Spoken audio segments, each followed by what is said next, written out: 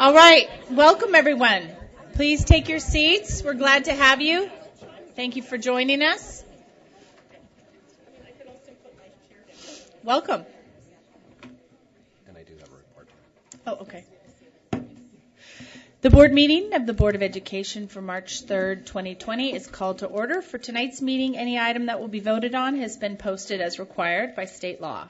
This meeting is being televised live on Channel 28 and will be replayed throughout the next 2 weeks. Please check the district website for replay times. This meeting is also being streamed live on our PPS TV services website. Welcome again. We're excited tonight to be getting our first update on mid-year progress measures related to our board goals. In addition, the Student Investment Account Grant Application Package. But first, we'd like to start by adopting a resolution to recognize this week as Classified and Non-Represented Employee Appreciation Week. And we always love the opportunity to shine a light on our classified employees in our schools. This week, we celebrate March 2nd through 6th is Classified Non-Represented Employee Appreciation Week here at Portland Public Schools. It's a great chance to say thank you to the familiar faces that our students, families, and all of us depend upon each day. Superintendent, would you like to invite Sharon Reese up to come talk to us about how we're recognizing these valued employees? Thank you, Chair Constam. What's so funny?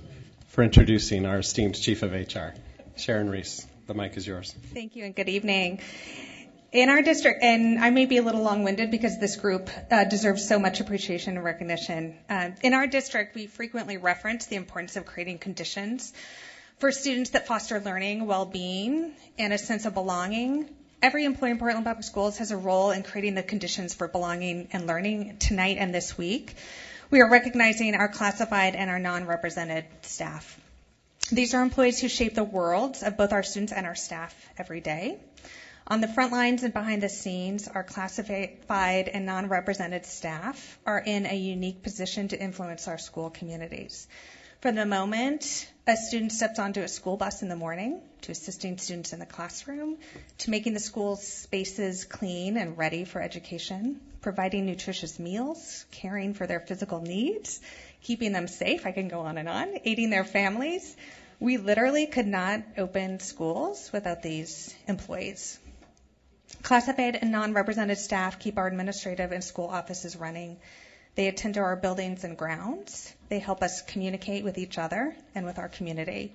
And they shepherd supplies and equipment, to name a few. I am grateful for their work and their support. In the past 9 months, we have ratified a collective bargaining agreement with each of the labor unions representing our classified employees. So this includes our Portland Federation of School Professionals, our Service Employees International Union, ATU, and the District Council of Unions. The reality is that our employees have the option of working other places. But this is a collection of people who choose to work for a public school district, not because of the fame and glory, but because they are motivated to serve students and to serve their communities, motivated by being part of something greater than their individual selves. I'm pleased to honor these essential, hardworking, and dedicated employees. Thank you. Thank you very much. The board will now vote on Resolution 6067 to recognize Classified and Non-Represented Employee Appreciation Week. Do I have a motion? So moved. Director Bailey moves and Director Brim Edwards seconds the motion to adopt Resolution 6067. Ms. Bradshaw, is there any public comment? No. Seeing none, the board will now vote on Resolution 6067, which resolves that the Board of Education declares March 2nd to the 6th, 2020 Classified and Non-Represented Employee Appreciation Week in recognition of the many daily services provided to enrich and support our students in Portland Public Schools toward their highest achievement possible. Be it further resolved that the board encourages the Portland Public Schools community to join in honoring classified and non-represented employees for their positive impact on our students and our community. All in favor, please indicate by saying yes. Yes. All opposed, please indicate by saying no. Any abstentions? Resolution 6067 is approved by a vote of 7-0 with Student Representative Latterell voting. Yes. All right. Thank you. Thank you again to all of our classified employees.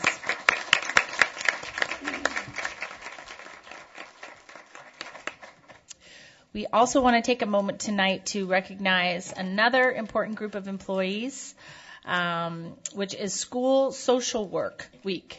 Superintendent? Yes, this is another employee group we very much want to acknowledge and appreciate for their tireless work in supporting our students. I'd like to invite Amy Rona, who heads our mental health services and supports here at PPS. Is she present? Here she comes. Come on down. Welcome. Thank you. We just appreciate the acknowledgement. As the Senior Manager of Mental Health and Wellness in Portland Public Schools, the increase of social workers in our schools will make a tremendous difference for our students. So we're very appreciative of that. This is work that people long before me have been working on. So I want to make sure that I'm really clear and I give those folks the recognition that is due.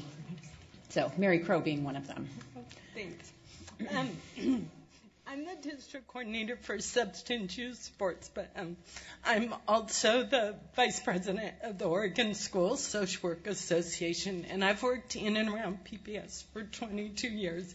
It's my life's work, and we are so appreciative of Portland Public Schools recognizing the value that school social workers bring to our most valuable, our most vulnerable students.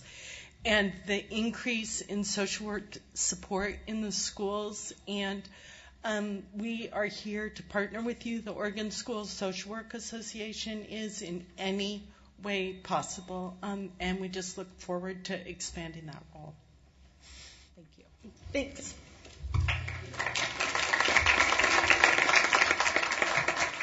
Chair, just to expound a little bit more on the critical role that our school social workers do play, the fact that our students have someone to turn to when they're facing serious challenges, especially when they're impacting on their school success. They might be poverty-related, disability-related, instances of discrimination. They might be confronting abuse, addiction, bullying, looking for help in dealing with the loss of a loved one and other barriers that come up. So I just want to extend the critical work and the way in which our social workers do that sensitively every day of the school year. I also want to recognize that the timing feels really fortuitous tonight, given that we'll be acting on our student investment account, Student Success Act funds, which one of our critical strategies in our own PPS proposal is the addition of so many more school social workers, which we know make a huge difference for our kids and for our school communities. So the board will now vote on Resolution 6075 to recognize March 1 through 7 as School Social Work Week. Do I have a motion?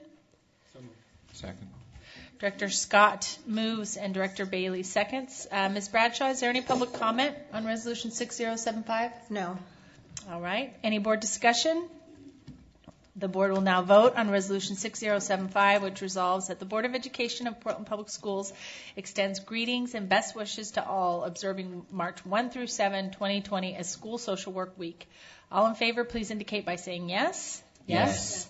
All opposed, please indicate by saying no. Any abstentions? Resolution 6075 is approved by a vote of 7-0 with student representative lateral voting. Yes. All right. Thank you. Thank you very much, and thank you for your testimony or your coming up to talk to us about our value of our social workers. One more recognition, and I do want to say that I think for each of us, we really appreciate the opportunity to recognize different employee groups and to take this time in our board meeting to really call out the work of in different groups of employees that serve our kids every day, and also students and families. So now we'd like to recognize that March is National Developmental Disabilities Month. Superintendent, would you like to introduce this item? Yes, thank you. We know that one of the most effective ways to change the impact of disability is by increasing our own awareness and by being open to learning and acknowledging that there are systemic barriers that reduce the likelihood of those with disabilities enjoying equitable experiences and having independent, productive lives within their school and their broader communities. I'd like to invite Noel Sisk, who leads our special education family, who is our special education family and community liaison, to highlight many of those activities and supports that we've been focused on here at PPS this year in support of our students and families who experience disability. Noelle? Thank you very much. Seems like longer than a year ago we were doing this. So I appreciate the opportunity for this to come back around. Last year was our first resolution recognition.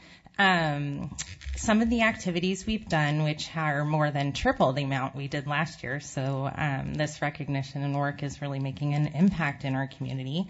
We were able to have a woman named Lucy Meyer come and do 6 different engagements within our PPS communities, and I was able to host 4 different assemblies, which tallied over 1,000 kids hearing her speak. She's an international and national speaker on inclusion and experiences an intellectual disability.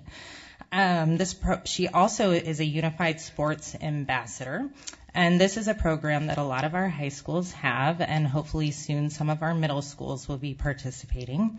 And it's a program that she believes is critical and a necessary step to include our students with disabilities in our school communities, classrooms, along with their non-disabled peers.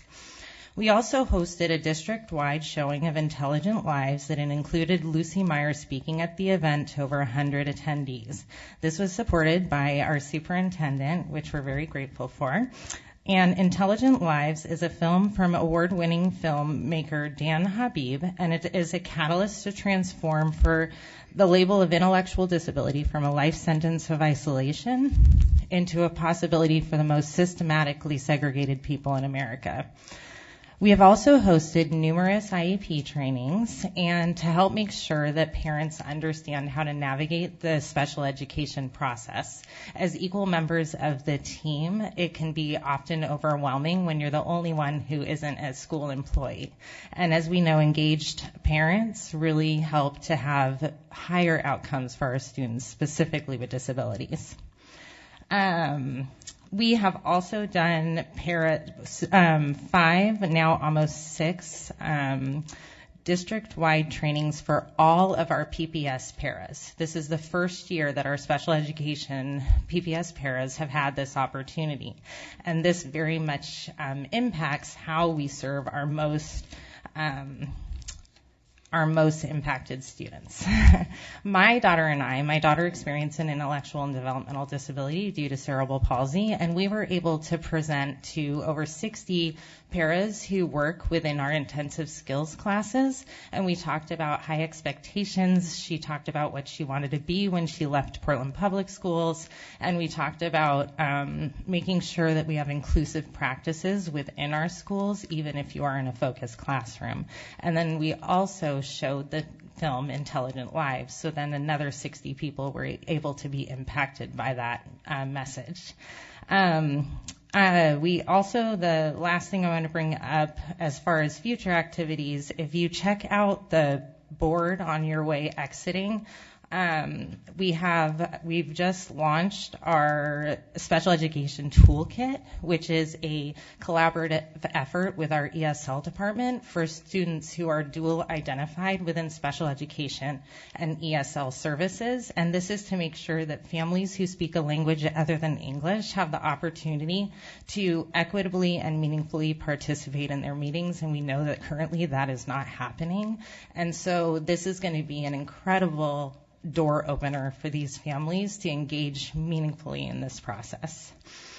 And we have 2 more things coming up. We have our first middle school transition night coming up in April for students on IEPs going from 5th grade to 6th grade so that their parents better understand the process.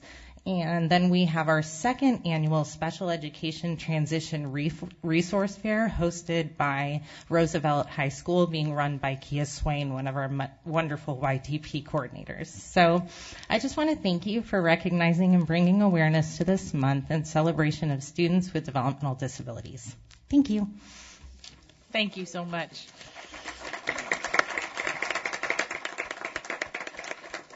It was very inspiring yesterday to see the materials in the toolkit for our in all of our supported languages to walk families through the special education process. It's really overdue.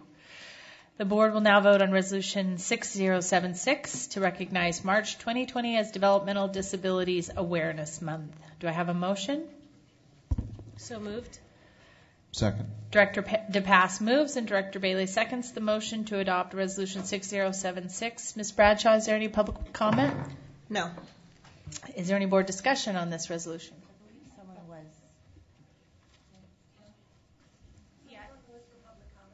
And I checked that today. Thank you. So sorry about that. Please come on up. It's Susan Carson. Thank you. Thank you for the resolution about Developmental Disabilities Awareness Month.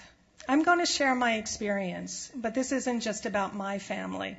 I'm also here to speak on behalf of many other families in PPS who have had similar experiences. My son is a 5th grader at Scott. He has a developmental disability, and he has been successfully included in general education with supports since kindergarten. When I say successfully, that doesn't mean we haven't had difficult times, but he's making good progress on his goals, he's happy to go to school every day, and he's fully a part of his school community. Next year, he's going to middle school. Like all parents, we can't believe it. It seems like just yesterday he was starting kindergarten. In fact, I was probably here talking to some of you. We were nervous but excited about him starting at Roseway Heights, our neighborhood school, our neighborhood middle school. But then we had our IEP meeting, and we were told, no, Anthony won't be allowed to go to Roseway Heights for middle school. The district decided that Anthony would be better served in an intensive skills classroom somewhere else. This subject has never, ever been broached before.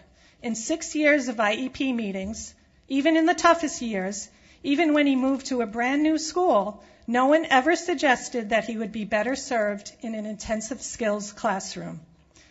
Oregon administrative rules state, to the maximum extent appropriate, children with disabilities are educated with children who do not have a disability in the school they would attend if they did not have a disability. They also state, a child with a disability is not removed from education in age-appropriate regular classrooms solely because of needed modifications in the general curriculum. In addition, there are countless research studies showing that students with disabilities do better in general ed with the right supports than they do in self-contained environments. Yet, here we are. Just last week, one of Anthony's classrooms shared that Anthony is her best friend. Another classmate asked to have his desk moved so that he could sit next to Anthony. What should we tell these kids when they ask why Anthony isn't coming to Roseway Heights with them next year? That he's not smart enough to go there? Because that's what you're saying. Yes, my son needs help and support. Sometimes a whole lot of help and support. He has Down syndrome. That's not going away. And it's likely he'll always need some help. But that's okay. And it's his right to receive the support that he needs in his neighborhood school. What am I asking you to do? An attitude of inclusion starts at the top. Make it clear that our kids with disabilities are general education students first. A resolution on developmental disability awareness is great, but a resolution affirming the right of students with disabilities to be included in general education and to attend their neighborhood schools would be even better. The draft budget includes extra funding for focus classrooms. I know that these are very much needed. I do get that, and I respect that. But I would also like to see more funds going toward innovative projects like co-teaching, professional development for general education teachers on supporting special education students, and strategies to make the age-level curriculum accessible to all learners. Advocates and community organizations are here and ready to partner with you. Talk to us, work with us. Stop pushing our kids out. Our kids matter. Thank you. Thank you very much.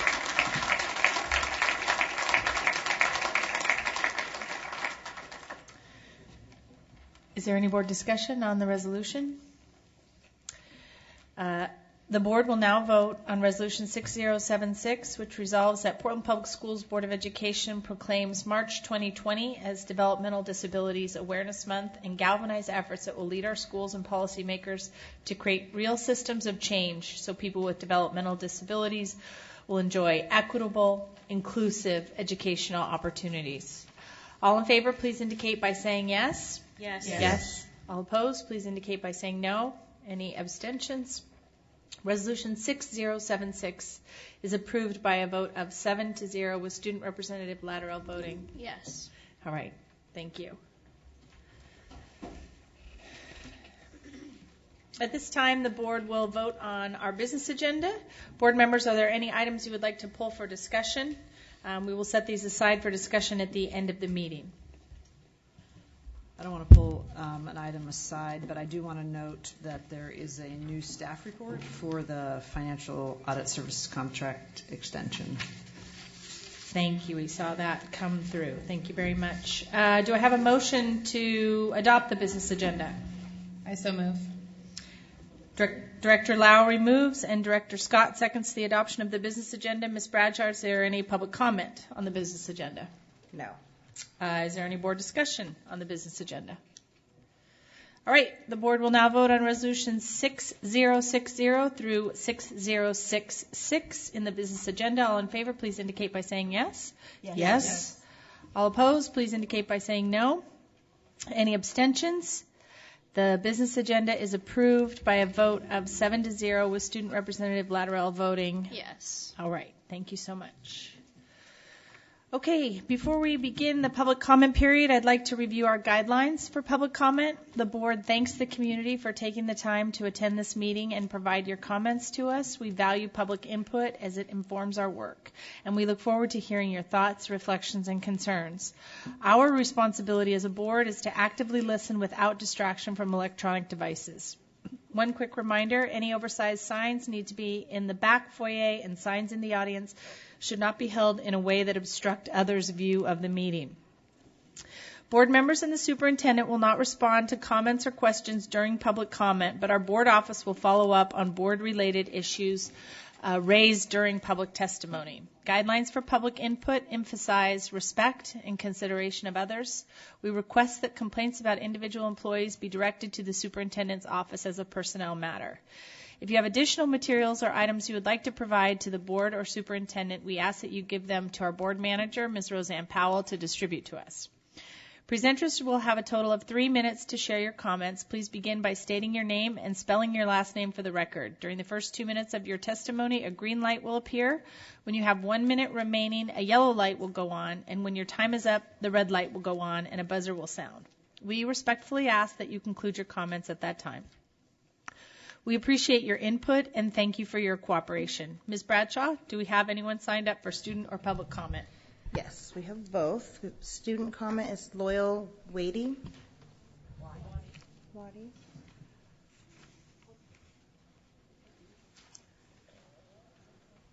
Do you want to call that name again, please, Ms. Bradshaw? Here we go. Oh.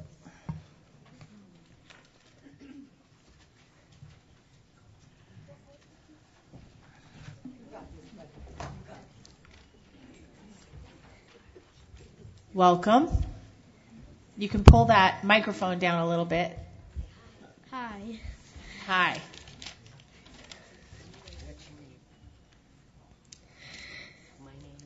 My name is Loyal Wady. Your last name, W-A-D-D-Y.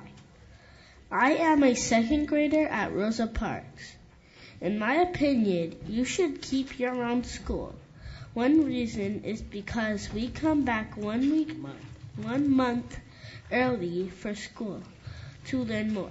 Another reason is we have after-school activities year-round. The third reason is even though I have a computer at home, I can't do the activities I can do at school. The last reason is I like to go on field trips all year to learn. Please keep my school year-round because I've been going to school year-round my whole life, and it keeps me from forgetting things. Thank you so much.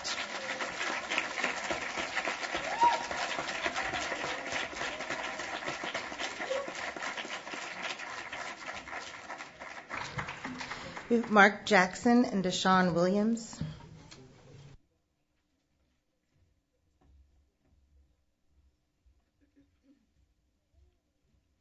Welcome. Good evening. Mark Jackson, Jackson, co-founder of REAP Incorporated. This evening, I wanted to come before the board and just to extend my gratitude and appreciation for the leadership of this district in terms of their process of being intentional with the SSA funding in terms of engaging the community. I think the district has done a great job modeling what engagement looks like in terms of community voice. So I want to begin by saying thank you for that, where many districts in the neighboring area have had a hard time translating community input into the actual budget allocations. PPS has been very intentional about that process, so thank you very much. As you all proceed with the SSA process around your budget vote and also the continued process of implementation of these dollars, I want to call the board's attention to SSA budget allocations specific to social, emotional, behavioral, mental health supports. In the actual budget, it spells out that there will be funding allocated for culturally specific services for contracts. It'll be great to learn how that will be identified and how it will actually roll out so the community is well informed about the process. Also, I want to call to your attention that the chief of schools, chief academic officer, and chief of student support services be intentional in engaging communities of color as they roll out their plan on how they're going to disperse their dollars that have been budgeted. I think that the Office of Racial Equity and Social Justice is a great model around engaging communities of color. And I think across the district, there much can be learned from Danny's leadership. So I want to give her a shout out tonight for her transparency and intentionality around engaging the community in a proactive manner. Lastly, I want to lend my support to Kairos PDX that their charter be renewed and that the board really applies their equity policy as it pertains to allocating more funds per pupil with the ADM model rather. Kairos does great work for our kids and for our community, and I'm hoping you all will continue to see the value of their vision and their commitment to equitable education. Thank you very much.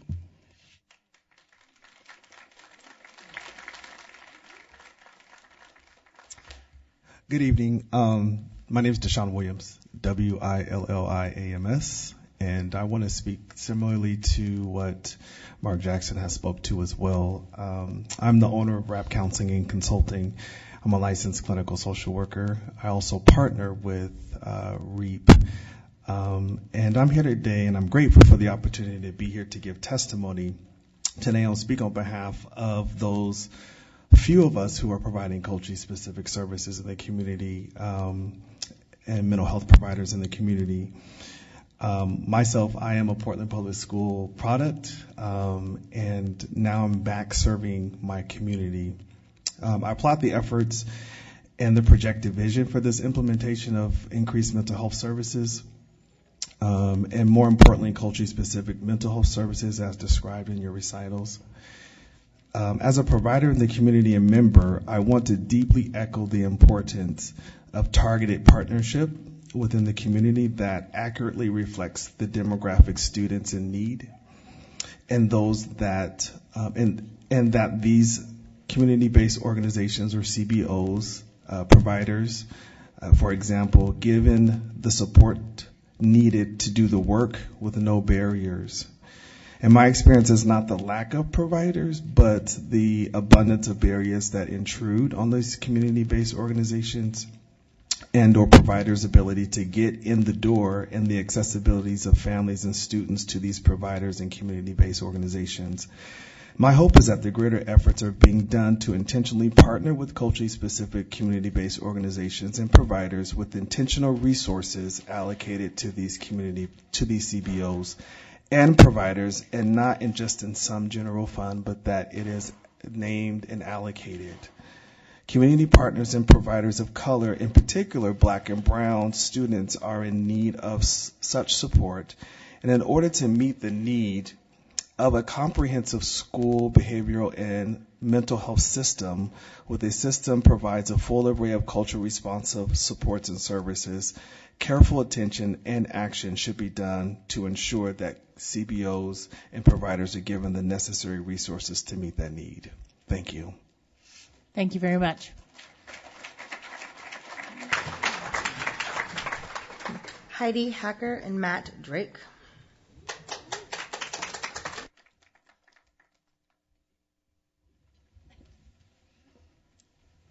Good evening. My name is Heidi Hacker, Hacker, and I'm here tonight on behalf of the Forest Park Elementary community of concerned parents to address the portable classrooms that house half our student body as full-time classrooms. You may recall we came before the board last September to discuss several issues with our portables, most immediately the elevated carbon dioxide levels. We would like to extend our appreciation for the installation of heating and cooling units. While the CO2 levels have shown improvement, some of the portable classrooms continue to exceed the maximum levels for a healthy learning environment. Therefore, our ultimate goal remains to remove the portables and finish building our school. In the meantime, however, we are here tonight asking for your help. Please do not look at portable classrooms as equal to brick and mortar classrooms. They are not equal. Among many concerns, these portables have a smaller footprint, tighter spaces with less ventilation and less light compared to brick and mortar classrooms. Currently, some of our portables have as many as 33 students in them. These kids are literally sitting back to back, touching, because that's the only way they can all fit in this space. This is a safety hazard. Interface Engineering came to our school to inspect our portables. And on February 6th, Brett Borgeson, Senior Manager of Environmental Health and Safety Risk Management for Portland Public Schools, included in his report recommendations, portables maintain 30 occupants or below. With one teacher, this would be a maximum of 29 students. The projections for 2021 school year exceed that suggested limit and do not differentiate portable classrooms from traditional classrooms. We know that the board shares in our desire to prioritize a safe, secure learning environment in all of your schools, and we appreciate the district's support as we pursue smaller class sizes just for these portables. We are uniquely situated. We're confident this will not be a district-wide issue for you because Forest Park Elementary is the only school with 5 portables housing half of our student body. The majority of your schools have 1 or 2 portables in which the students visit them on occasion throughout the week for their electives. They are not there every day, all day.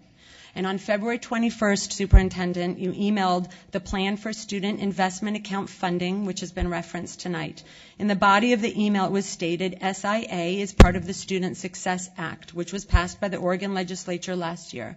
And one of the highlights included more optimal student-teacher ratios and class sizes. So it's clearly a focus of SIA. So we're here to ask you to please differentiate full-time portable classrooms from traditional brick-and-mortar classrooms. And moving into the 2021 school year, please, I'm wrapping up, set the maximum allowable students for full-time portable classrooms to 29 so that all students have a fair and equitable learning environment. Thank you.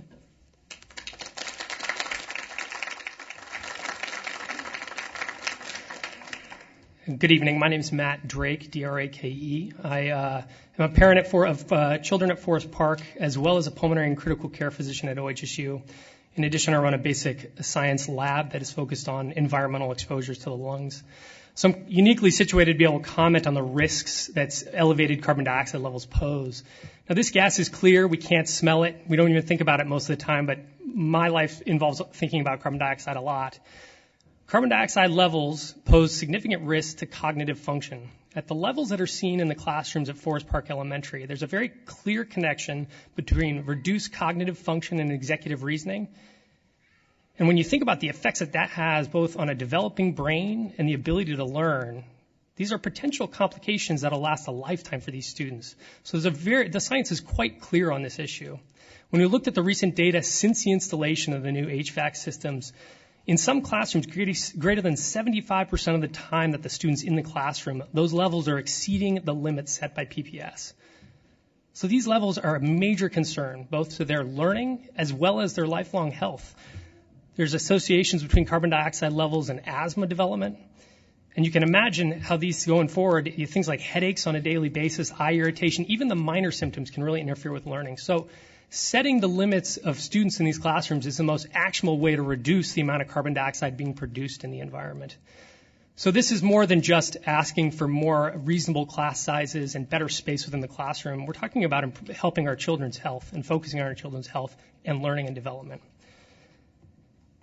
I've included a letter with reference to some of the science and studies behind this, and you have my contact information in there as well. I'd be happy to chat on a more detailed basis about these effects. Thank you. Thank you.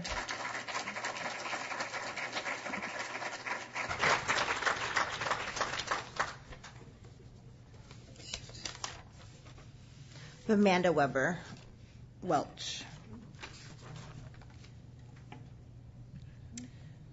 Amanda Weber Welch, are you here? All right, is there anyone else, Ms. Bradshaw? No. All right, thank you for your comments.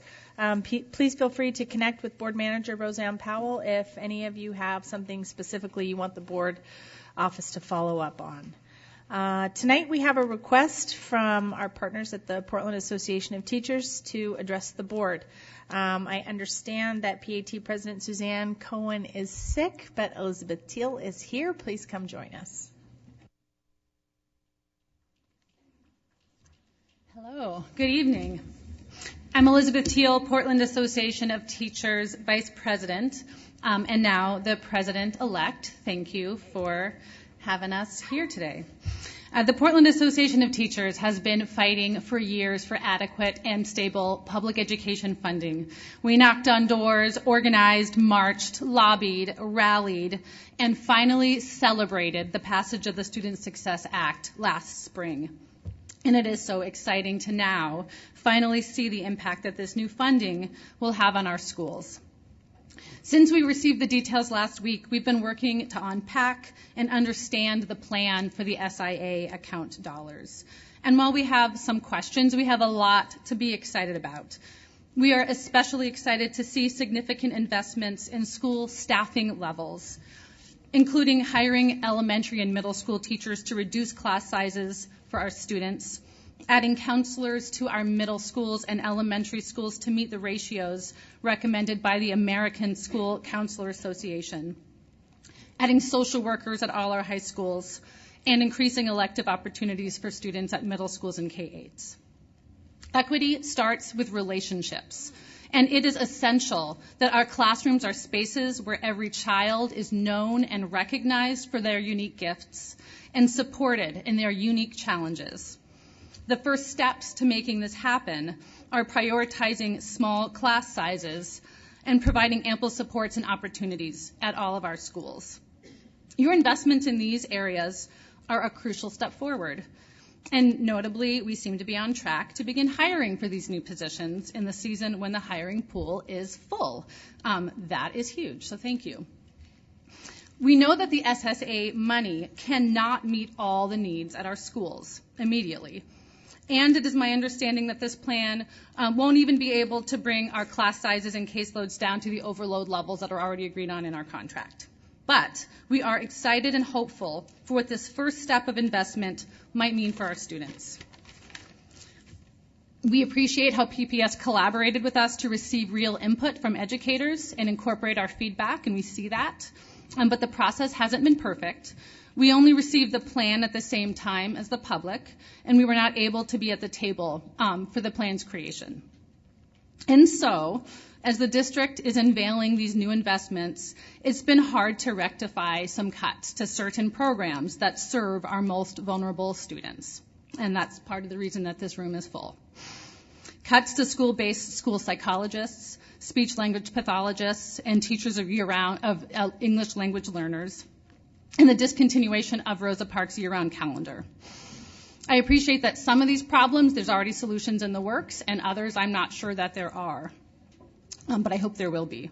In the context of a $39 million investment to our underserved students, it seems that there was a lost opportunity to work together on the front end to find solutions that we all could have been celebrating tonight. Ultimately, that is what we want, to be celebrating with you the shared vision and co-created plan to invest in our schools, our students, and our workforce. We will continue to work with you to troubleshoot, correct course, and when necessary, demand better. But ultimately, we know that when educator voice and student voice is central to decision-making from the start, we'll get more buy-in, smoother rollouts, and ultimately better results for students. The 4,000 frontline educators that PAT represents see every single day what our students need to be successful. And as we move forward with future iterations of our SSA plan, we hope to bring this perspective to the table at every step of the planning process. So thank you, and we look forward to all the next steps. Thanks so much.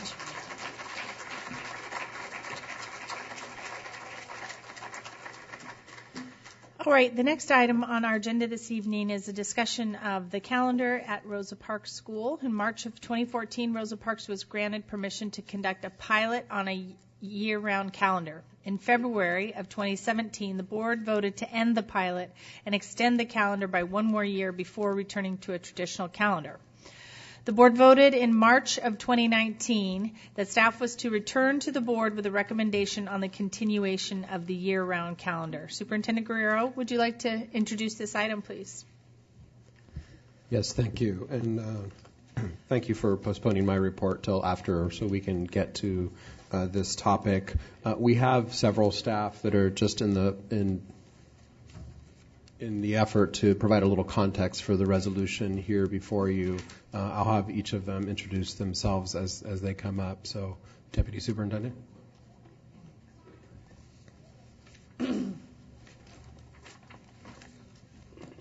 Good evening, Chair Constam, Vice Chair Moore, Superintendent, and Board Directors.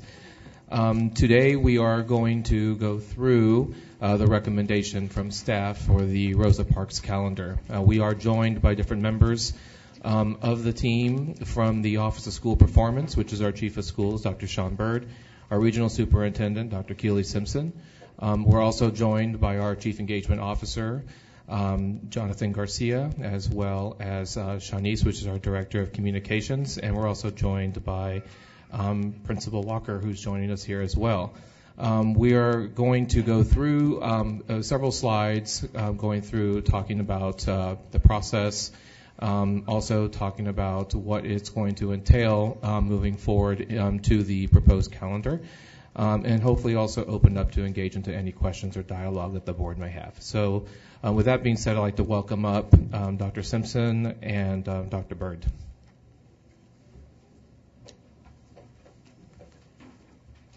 Welcome.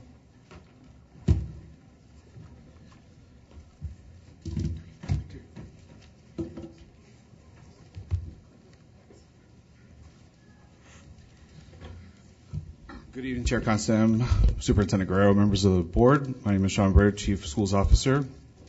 And with me, Keely Simpson, Regional Superintendent. And we also have joining us Kevin Walker, Principal. So as Deputy Superintendent Cuellar mentioned, we have a recommendation tonight and that we want to go through and explain the rationale of that recommendation and also explain the additional supports that we are adding to the school. We also have joining us up here Shanice Clark from Community Engagement. So our recommendation to the school board is to transition Rosa Parks to a traditional school calendar. And I want to talk about what we are adding in terms of support to make that transition possible. First, we would increase the instructional enrichment days by adding a 20-day summer program. So that would effectively increase the school day from 177 days to 197 days, or 140 hours of student learning opportunities in a year. If this vote is approved, we will begin working with the school community immediately to tailor that summer program to their needs, and we can talk about that later in the presentation. We'll also be establishing a SUN after-school program that will provide all students at Rosa Parks an opportunity to have after-school programming. They currently do not have those opportunities for all students at this time. And so we would work with the community to identify a partner, and that is part of the reason that this vote is coming to you at this time, so that we can begin that process early so we have it in place for the time of new school year. And we're also able to provide before and after school childcare for students in kindergarten through second grade. Some first and second graders may choose to participate in SUN also, but for kindergarten we would have the before and after school care if they needed it. We're also excited to provide a 3-week summer transition program for kindergartners, early kindergarten transition. This is not a program only for students, but it's also for kindergarten parents. So there's programming for students during the day to get them ready for school, and then there's programming for parents in the evening to help them with their new students who are just going to school.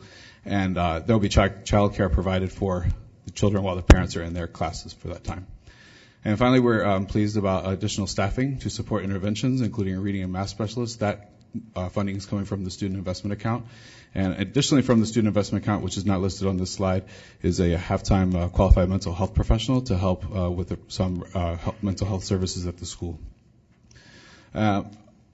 Ultimately, the alignment of the calendar will provide the school staff with additional professional development time that we're not able to do on a year-round calendar because some of the times we would normally provide that professional development, our licensed staff are off for the summer, and so the calendars don't align, so we're not able to provide those opportunities on this current year-round calendar. So we want to talk a little bit about some of the benefits that we think this will provide. And so ultimately we are doing this because we think it is in the best interest of children and the achievement of children. And I want to invite Dr. Russ Brown from the Student School Performance to talk about the data slide that we have here. Good evening. Pleased to have the opportunity to speak with the board again this evening, and I think this conversation is good in context of speaking about the board's performance goals and the performance measures for the board. We've talked about moving this board forward and moving this community forward in a database decision-making process. And unfortunately, when we look at the data for Rosa Parks, we see an alarming trend here.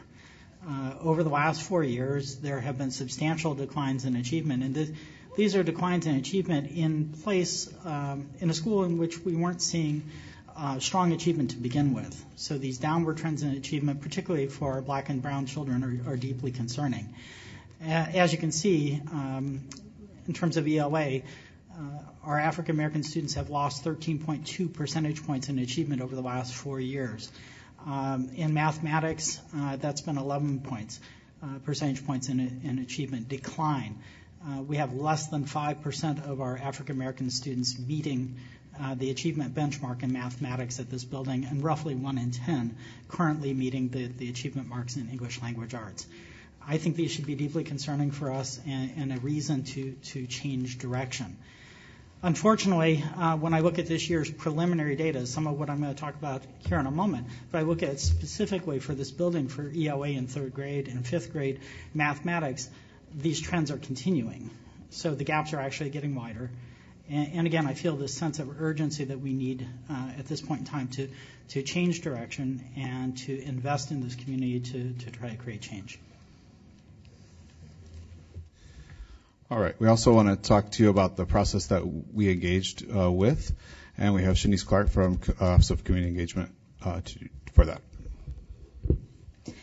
Greetings, Superintendent, Chair, and Directors. To add to this, we incorporated the process from community to be informed by their priorities as we made this decision. And so I think as the perspectives of students, staff, and families were at the table at the onset staff engagement. We used that to identify core priorities that shaped the questions and focuses for our engagement. I do want to recognize too that it was already said, but this community before this year has been engaging in this conversation, and I think there has been a level of fatigue and frustration that I'd want to name, and also folks are largely in support of the year-round calendar. And so I think as we navigated this discussion, there was an interest as we collaborated across departments to not engage in a yes or no question, but to understand perspective, getting at the why, how, and what's working with the calendar. And so that shaped how we did our engagement. The school staff and parents who were participating on our advisory committee were identified earlier in the year by Principal Walker, and we worked together in collaboration with the Office of School Performance to think about how we would shape this process earlier in the year. And so we had a total of 5 meetings between this work with the advisory council, but also did engagement with students and community and staff from the months of December and January in a more zoomed in way. And so I think the results conducted or that we've heard from the student and adult survey has incorporated some levels of focus that was used to identify some of the supports we're seeing, like after-school care and thinking about overall continuation of academic rigorous experiences for students and their ability to continue on. And so I think there is a space that we held, the engagement team, to understand and recognize where folks are at in this work, in addition to trying to gauge what needs are able to be addressed in the process. Thank you. And then just in conclusion, I also want to echo that I have had the pleasure of meeting several members of the staff over the last several weeks since I've been here, and I do want to acknowledge their frustration with this multi-year process, and I also want to thank them for their engagement in this process. We have, we all want the same thing. We all want our students to be successful. I know that is at the heart of what they want, and I know the principal. We all share the same desires for that. So if this plan is approved, we will immediately establish a task force. Dr. Simpson and I will work with the principal to immediately establish a task force because as the supports that we're putting in place, those can be all tailored to meet the needs of the school community, especially the summer program. And we are also, open to collaborating with them on other supports that maybe we haven't thought of, and that we can still work with them to make sure that students are getting what they need in this transition. And that concludes our presentation, and we're available for your questions. Thank you. Thanks. I'd like to get this resolution on the floor, and we can have board discussion. The board will now vote on Resolution 6068, adoption of the traditional PPS calendar for Rosa Parks in the 2020-21 school year. Do I have a motion? So moved. Director Lowry moves, and Director Scott seconds the motion to adopt Resolution 6068. Ms. Bradshaw, is there any public comment on Resolution 6068? Yes. There's Melissa Duclos and Biyang Yu.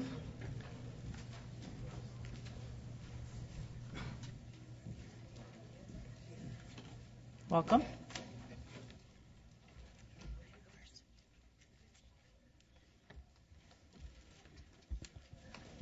Hello, thank you for having me. My name is Melissa Duclos, Duclos. I have 2 kids at Rosa Parks, and I'd like to ask that the supporters of Rosa Parks and communities of color who are here with us today please stand up. Imagine a public neighborhood elementary school that follows a year-round calendar. Students and teachers still get the same amount of vacation time as they would on a traditional calendar, but those vacations are evenly dispersed throughout the year. Kids at the school lose less ground over the summer than their peers at other schools. They have more consistency in their lives, including better access to free and reduced meals.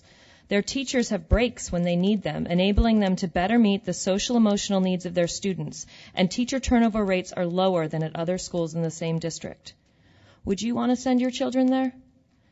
I moved down the street from Rosa Parks when my kids were still in preschool because my answer to that question was yes. When I made this decision, I imagined other things about Rosa Parks. I imagined I'd have access to after-school care and camps that matched the school calendar.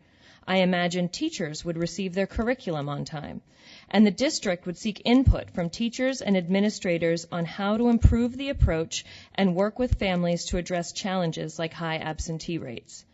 In short, I imagine that having launched a bold experiment to improve academic outcomes for students at Rosa Parks, the district would provide the long-term commitment, leadership, and willingness to engage families that it takes to succeed. It turns out I was wrong. Rather than demonstrating leadership and commitment, the district has sat back and waited for the school to prove on its own that the model works. They've failed to provide any supports or even to commit to the calendar for more than a 3-year stretch of time, making decisions after the initial pilot on a yearly basis. This year is no different. Despite the uncertainty and the lack of supports like after-school care, I agree with the 71% of teachers at Rosa Parks who want to keep the year-round calendar. I wish I could tell you how many other parents in the community agree with me, but I don't know, and neither does the district. They never bothered to ask us. They also haven't done any real engagement with the culturally specific organizations serving our community. The presidents of the Coalition of Communities of Color and the Coalition of Black Men are here tonight, and neither of them support returning Rosa Parks to a traditional calendar. The district has recommended that we return to a traditional calendar, I assume because they view the experiment as a failure. Imagine instead if they acknowledged their own failures. To truly work with the community to assess and adjust the approach to year-round school or provide timely curriculum and childcare options that teachers and parents need. Imagine if they committed to conducting a better experiment, putting their full support behind this creative approach to providing academic and social-emotional support to children on a year-round basis. Every parent I have ever told about the year-round calendar at Rosa Parks has responded with some mixture of jealousy and amazement.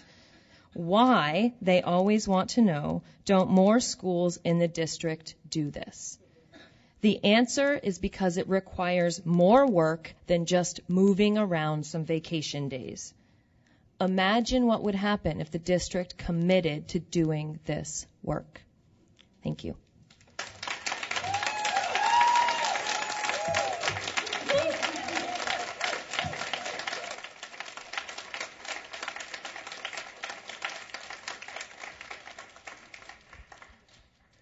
My name is Byung Yu, and I'm an ESL teacher at Rosa Parks Elementary.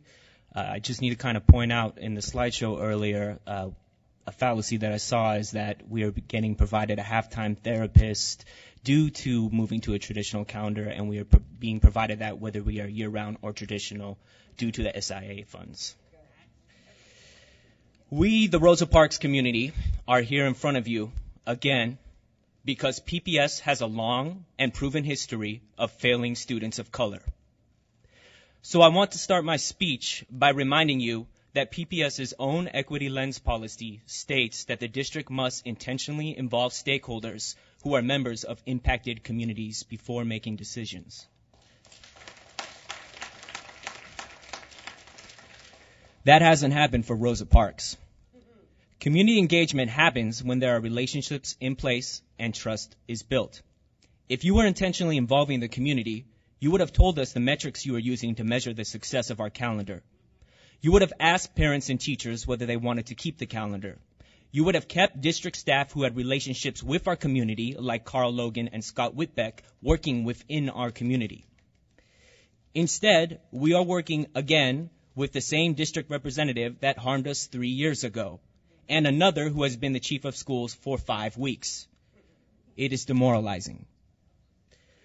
What was the point of extending us last March if PPS was just going to procrastinate until November to meet with teachers and parents before the vote today?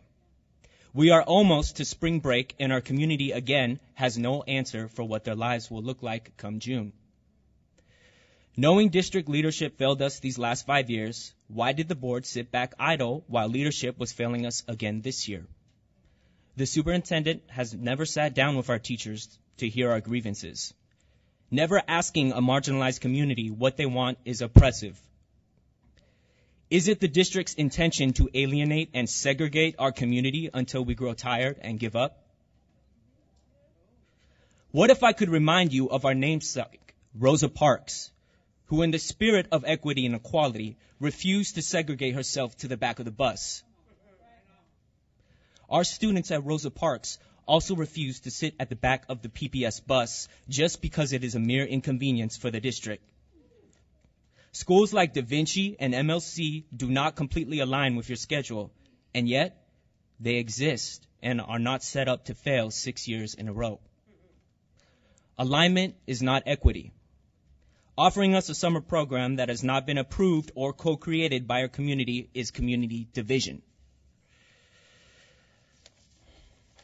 Since PPS hasn't done enough real community engagement at our school, let me tell you about Rosa Parks Elementary, the island, the school that never gets its materials on time, whether we are year-round or not, the school that struggles with attendance, test scores, and poverty, whether we are year-round or not.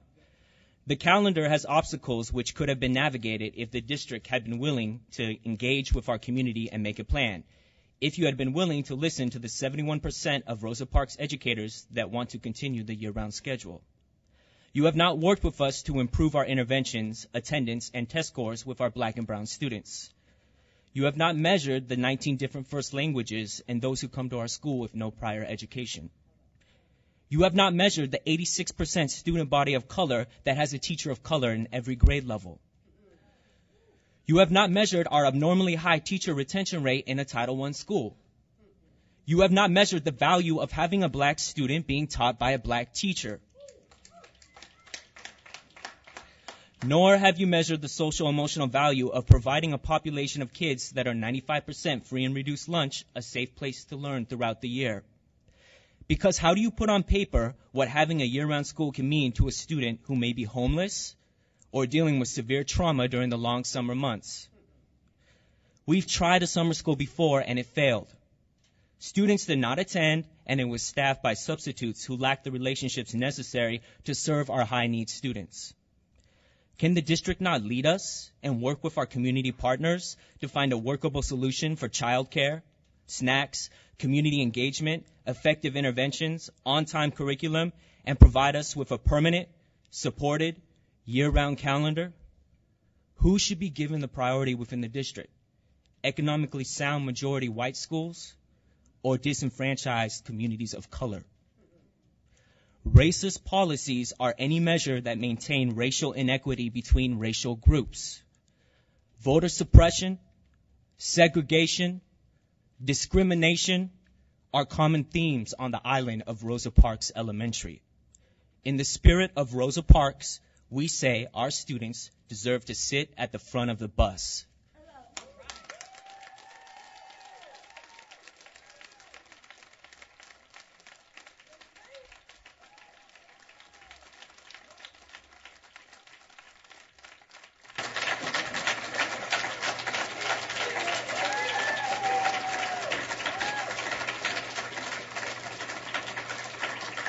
Ms. Bradshaw, is that it? That's it. Okay, thank you.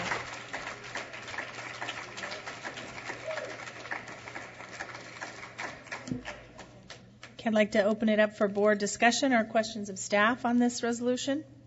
I have two questions for Dr. Bird. I remember reading in some of the materials that the Sun School would not start until January of 2021, but when you just spoke, it sounded like you were saying it could be for fall, this upcoming school year. So it's a process to start. It takes about 6 months, apparently, because it's a county service. We're also actually having, they have a provider now that does some after-school stuff that's attached to their building. they have expressed an interest in working with us. And so the school will have to have input on who their provider is going to be. So we would start that process immediately. We would work with Office of Student Support Services to begin that process of searching for it now. So the plan would be to start to have that available in the fall, if possible, but knowing that it might not be possible because of the timeline Correct. of 6 months. Yeah, we would try to accelerate the timeline as much as possible. And then my second question is, you mentioned here on this that we plan to establish a task force composed of school and district. It went away. You said that Principal Walker would be part of that, but who is going to choose that task force? I think we've heard from the community this desire to be engaged, and so how will that task force be created? So we would rely on the principal as the leader of the school to compose that task force, and then it's our job as district people to support the work that they want. And if I might just say something about the summer program. So in all of our CSI schools, there will be a summer program that's happening. It's a STEAM theme program, which is engaging. There was a pilot of that last summer at a school. It was very popular. So that is that has been developed by the Office of Teaching and Learning. However, we recognize that every school is different, and we're happy to work with Rosa Parks staff members to ensure that the program is meeting their needs, and their program will actually be a little longer than the other CSI schools. So what I'm hearing you say is that Rosa Parks will have a specific developed with their community and their educational leaders program for them. That's correct. Principal Walker, would you put both staff and parents on that task force? What's the sort of plan there? Absolutely. Yeah. That was a very affirmative response to that question. What's your plan for how you go about choosing those folks and kind of making sure that people feel like they're well represented across the community? Yeah, well, and I think in looking at how the school calendar advisory committee was selected, it was intentional because it was people who didn't feel like the system served them well last time, right? And so I think in looking at how that committee gets selected or how those get put together, it's going to be who's best going to serve the students and who's best going to be able to put that together. Who's best going to be able to serve them in that way? Yeah. Thank you. That's all of my questions, Chair Constam. I have a couple of questions. Just curious about our engagement. Did we engage with members of the Black Student Success Task Force, the Coalition of Black Men, the Coalition of Communities of Color, the NAACP or the Urban League? While they're not necessarily in the school community, Portland, as you know, has a very small Black community, and I'm just curious if we were able to get some feedback from them in terms of how best to educate Black and brown children. Thank you for that question. So we initially had some conversations that looked different with partners that are connected to the Rosa Parks community, but some of the organizations that you have named, we might not have had some specific engagement there. And our school community, I know through text messages and emails and other efforts to folks specifically who might be families or students at Rosa Parks, might have been the center of who we focused engagement to, and use some other channels to connect with other partners. And I'm not sure what else we would add there, but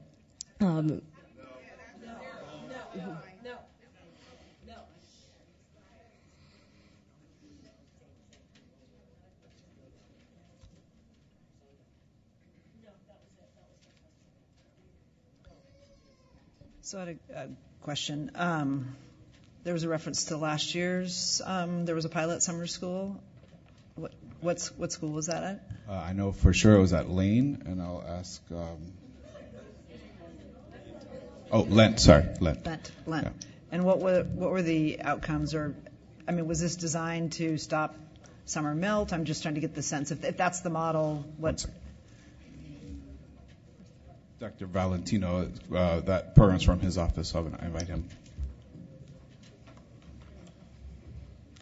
And I guess the base part of my question is that if that's what it's modeled after, like it's going to be something similar, and like what did we find last year with the pilot if we're going to roll it out roll it out, it sounds like not just potentially at Rosa Parks, but if a decision is made tonight, but also at the other CSI schools.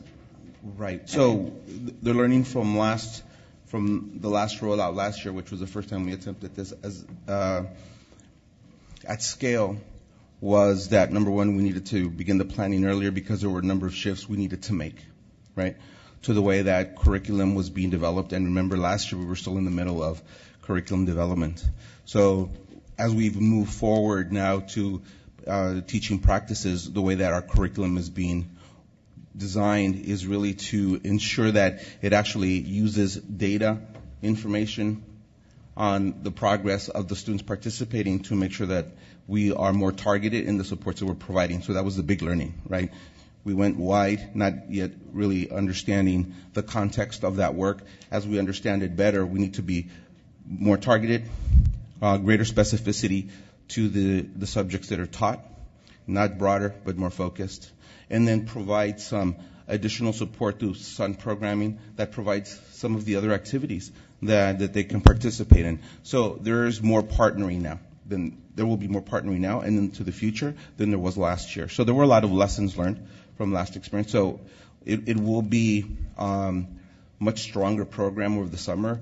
One of the things, given the context of this situation, it would behoove us to be more engaged in the conversations with the school, who has a better understanding of their students. The teachers have a better knowledge of where the students are, so we would be better positioned to support the school if we work more closely with them moving forward.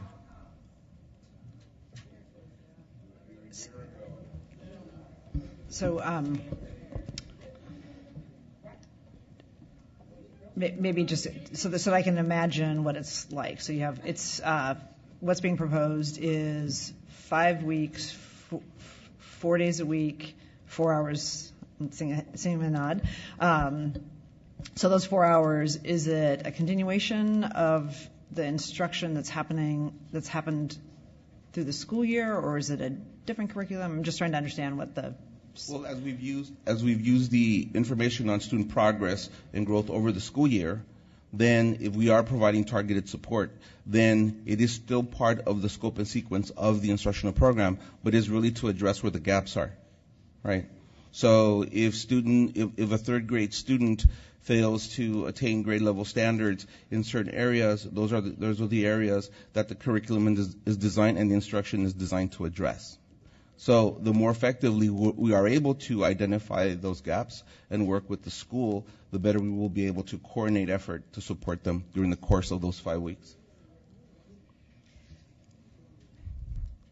I have another question about the, I know the calendar year you've said will help align wraparound services that are available during the traditional school year, and I'm not an educator, so pardon my naivety, but are there other interventions that could be had or could be made in place of, the statistics were pretty dire that were just shared in terms of achievement, but what other interventions are there out there as educators that could be put in place to support the achievement levels being raised besides the calendar? Are there other interventions?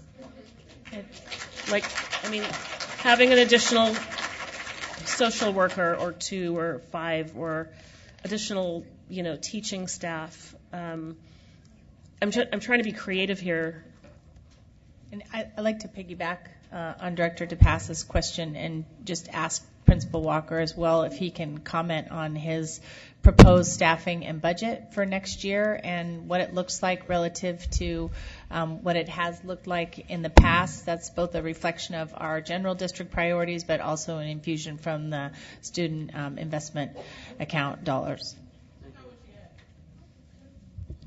So moving into next year, we've been allocated some additional FTE, which is largely because of the SIA funds, and so we have 2 instructional specialists that'll be present at the school, along with a 0.5 qualified mental health professional, so a half-time qualified mental health professional. The 2 instructional specialists will predominantly work with students on Tier 3 needs, so they're really going to work on lagging skills or universal skills that haven't quite been developed yet. That is going to be really targeted moving into next year. That's a significant difference than what we have this year. With that said, there's always a lack of resource, right? And I feel really strongly that Rosa Parks is a unique community. There's not another Portland public school like it. And so we do need more, and we do need different, because it is a significantly different school. So. Thank you. I'm trying to get a sense for isolating that variable. So if the calendar is one variable and inviting 6 more staff to the building and additional support, and that is a separate variable, what the impact is. So what does success look like with the calendar as it stands today? Sure. And the additional supports that you're planning on for next year? So is the calendar as it stands today as in the year-round calendar? The year-round calendar. So what would it look like to have a year-round calendar with the support to help bring these students up the achievement? Sure. I mean, just a question. I don't know the answer. It's an honest question. No, absolutely. Yeah. And so one of the things that I think is really important and what came out of the work this year with the staff was that we elevated a number of things that needed to be addressed in order to make the year-round calendar more effective at Rosa Parks. There are things that are lagging and lacking within the scope of that calendar that have been lagging and lacking for 6 years at this point. And so it's really difficult to say what without knowing how we can broach some of those large pieces that are lagging and lacking, what we could do within the scope of that work, if that makes sense. I think that there are pieces that are outside of the district's control, and there are pieces that are within the district's control, and there's not a good way to know what it looks like to have it fully supported, because it's yeah. Thank you. I appreciate your honesty. It's a difficult question. Yeah. Yeah. Any further board discussion or questions? So don't leave, but give me a minute. So can you say a little bit more about so you mentioned things that are within the control of PPS, yes, and then things that are outside. Yes. Can we start first with the external? Can you elaborate a bit on that? Sure. So Rosa Parks is situated in New Columbia, and we have 3 different community partners. 2 of the community partners predominantly serve our students. Boys and Girls Club is connected to our building. Rosa Parks was built in conjunction with Boys and Girls Club. And then Charles Jordan Community Center is also adjacent to Rosa Parks and also serves Rosa Parks students. Both of those buildings serve students from the North Portland area, not just Rosa Parks Elementary School. And so it has been a struggle for us to tap and utilize those resources because they operate on a different calendar. They use the traditional calendar, and so they serve students who are coming from other schools. And they also hold summer camps. And so that is outside of the school district's control to be able to make changes there. And have efforts been made with those partners?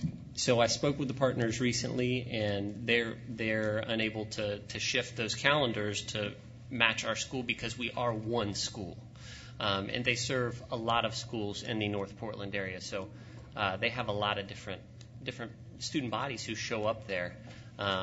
So they're not going to move for us. So what kinds of resources are available for families during the vacation periods for Rosa Parks? And let me, as a single mother, sure, I depended on summer camps. I depended on the Boys and Girls Club, which cost me $5 a year at that point. They provided transportation. It allowed me to function as an employee and a mother at the same time. So what kinds of resources are available to families, given that the logical partners are not able to provide those kinds of resources to families? What do families do? That's been a significant barrier, and Boys and Girls Club has gone up since $5. That is something that the price has gone up a little bit since then. And just to be clear, it wasn't that long ago. A little long ago, but not that long. That's a significant issue. There isn't a lot of resources for families to be able to tap. I'd say the hardest one, because it doesn't line up, is the September break that we have into early October, because everybody else is in school and session at that time. And so families are kind of relying on, the community as a whole to watch their kids. So, yeah. So are there families in Rosa Parks for whom the current calendar is difficult? Absolutely. Yeah, I would say that's a fair statement. Absolutely. Well, and there are also families who are not who live in the neighborhood who have chosen to go to school elsewhere. Many of whom say it's because of the calendar. We don't know all the reasons why, but the catchment in that neighborhood is lower than what we see with most of our neighborhood schools. Yeah. I would say that there are families who have left because of the year-round calendar. I would also say that there are families who have come because of the year-round calendar as well. So, yeah.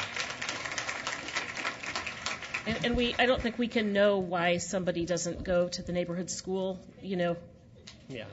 Yeah. It's so many different reasons. I mean, I had my kids in and out of the neighborhood school, so depending on my transportation plan, frankly. So the PPS, what's within the control of PPS within the current calendar? What are the resources that you need to support the students and the families and the teachers and staff that you haven't gotten? And are they gettable? Is that a word? Is it doable, realistically doable, for PPS to provide those resources to the only year-round school in the district? Yeah. And I mean, it might. I don't want to put you on the spot all the time, but I'm going to offer that up. Anybody who wants to answer that one, please. I would say I don't know what's doable and what's not doable. I know what I do for the community and for the school, right? So when I call and I'm asking about nutrition services, or I'm asking to open up a testing window, or I'm asking about curriculum and materials, or how we can reschedule PD for our teachers to work around the calendar, those are things that I'm working to do to make the calendar work. And so I don't know the degree to which those things are in control or not in control of being able to be shifted so much to make it work. So. Why can't we have that answer your question? That's going to go with traditional calendar on year round? What's wrong with that? Did you have more to your question? Yeah, I had a question about the summer program.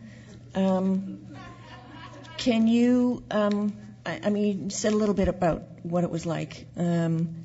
Is it going to be, so it's 4 hours a day, 4 days a week for 5 weeks.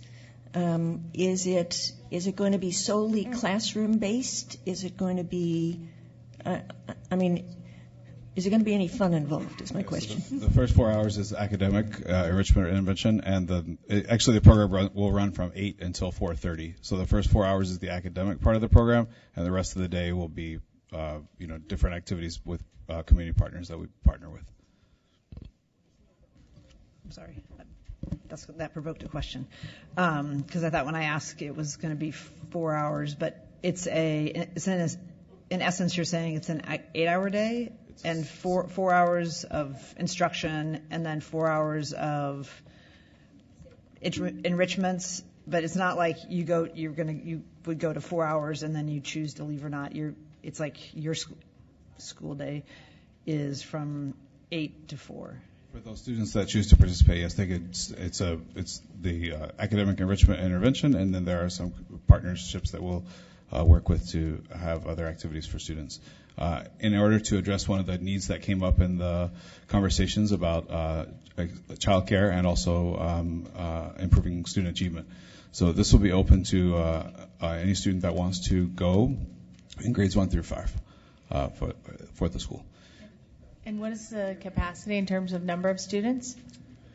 We planned for 50% of the school population, and that is based on what Principal Walker gave us for the students who attend the intervention week. So we kind of planned based on that, and our projection is a little higher than what I think they normally get for intervention weeks during the intersession periods.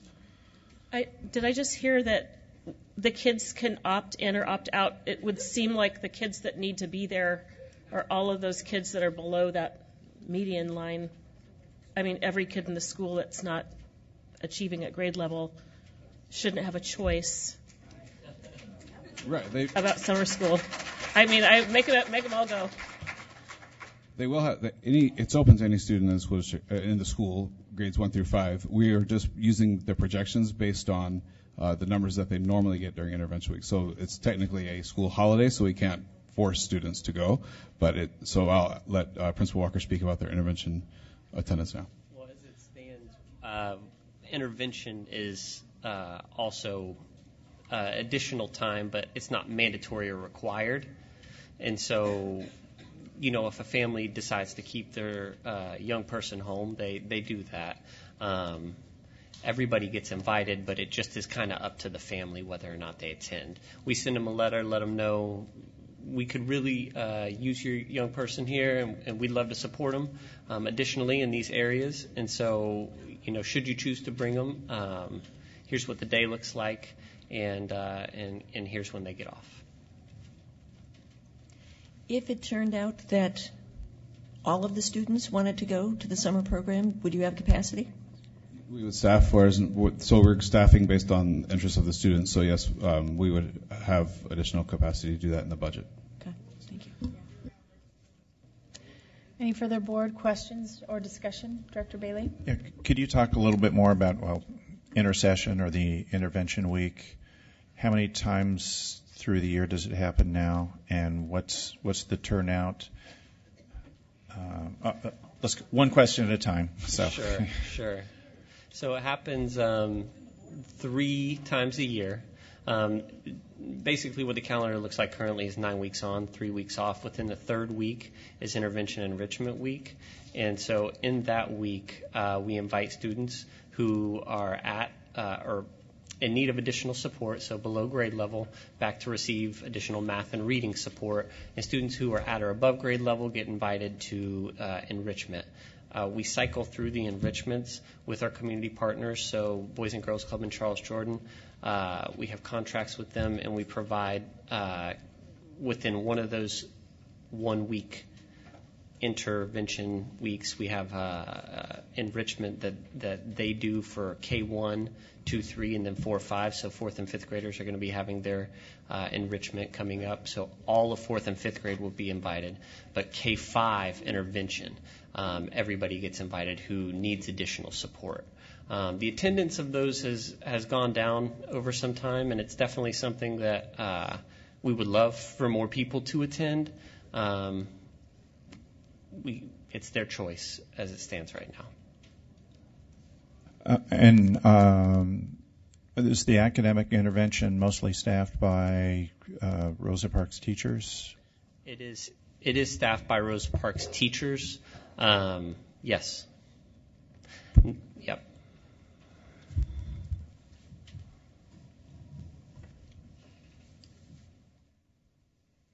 Other questions or discussion?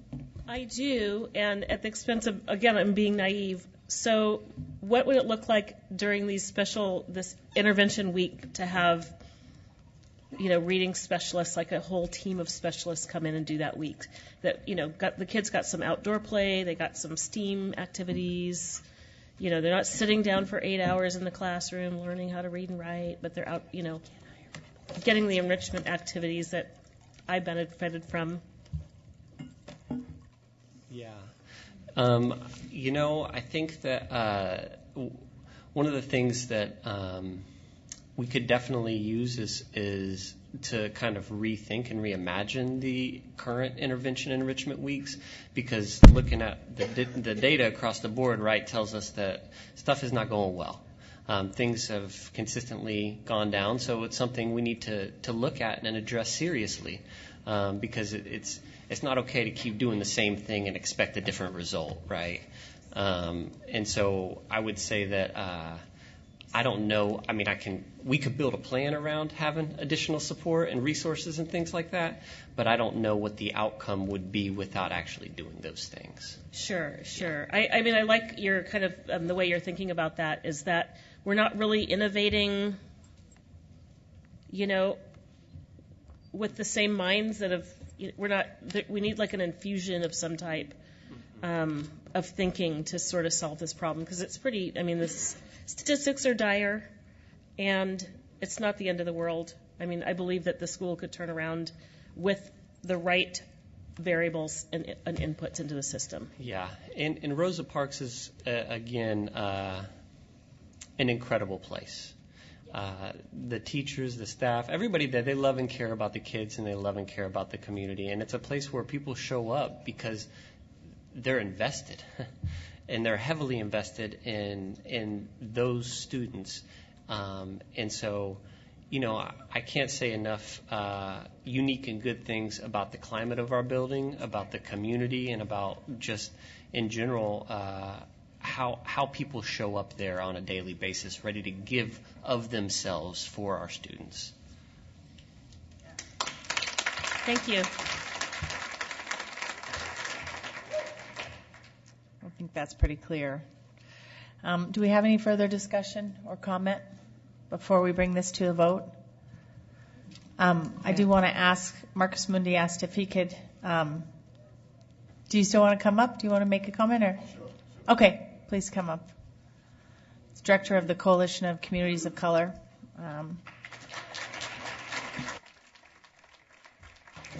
You got applause and you haven't even said anything yet. I know.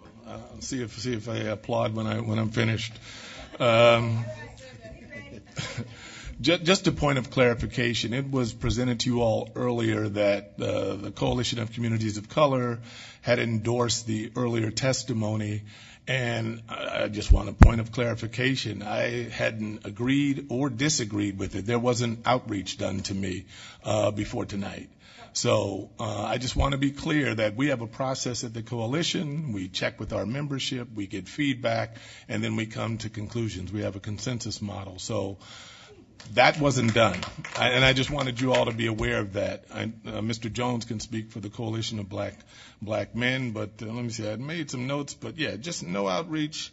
And, until we fully share with our membership, I'm not going to rush out with an opinion. I've heard great things on both sides today, so I would have been happy to consider it in a timely way, but that didn't happen. So. Appreciate that. No, I have Tony Jones, chair of the Coalition of Black Men. We weren't consulted at all, so I have. We as an organization have no position on it, so as a result, we don't support it because we haven't had the time to deliberate or know anything about the matter. And what's disappointing to me, I was here a year ago when you guys talked about reviewing this and working with the community. So it's disappointing to me how it's coming about. But I just want to say, as an official position, we do not have a position, so therefore we don't support it just because we have not had a chance to review anything. Thank you. Appreciate that. Thank you.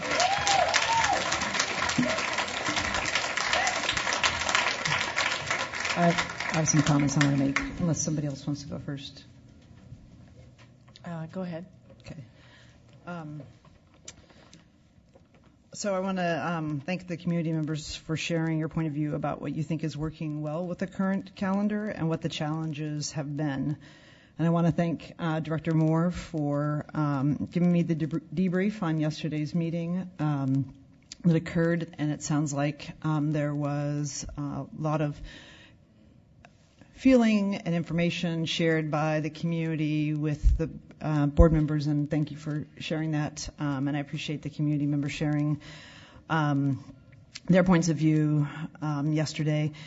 And then I also want to thank the follow-up from Teacher Byung Yu, who provided follow-up from yesterday's meetings about the sense of how the community has felt over the last six years, sort of the ups and downs, and also what the community felt it needed to be successful. Just stepping back, I want to acknowledge that, so I was on the board before when Rosa Parks was first envisioned and built, and I think there were lots of hopes and dreams for what would happen inside that school, and I think there has been a lot of magic that's happened there. In the last 6 years since the calendar was put into place, there's been a lot of change. I don't see anybody here, myself included, on the dais here that was here 6 years ago when the calendar, as I know, some of the issues that have raised go back from the very beginning. So I just want to acknowledge that there has been a lot of changes at the district. I think it's also important to acknowledge, and I think this came up tonight, that in many ways, because Rosa Parks had a different calendar, there were challenges for Rosa Parks because it was not like the others. And I think often that wasn't with good or bad intent, it just was different, and that created challenges, whether it was related to PD or curriculum cycles, not being synced up with other ones. And it's not good or bad, it just created, I think, some additional challenges that would have required work to overcome, because you've got the rest of the district on this other cycle. I think there were also promises that were made at the beginning, for example, that the cluster would go that direction, that when that didn't happen, it really created additional challenges for Rosa Parks because, again, it became one of more of an outlier in the district. I will say that we should acknowledge that there's lots of positive things, Rosa Parks, that students have a teacher of color in every grade level. There's lots of social and emotional supports for the students. And I think last year there was a new principal after the retirement of longtime principal Tamala Newsom. And I think I want to thank the district staff and the community for working together because from what I've heard, that was a very successful selection of the new leader, and that has brought...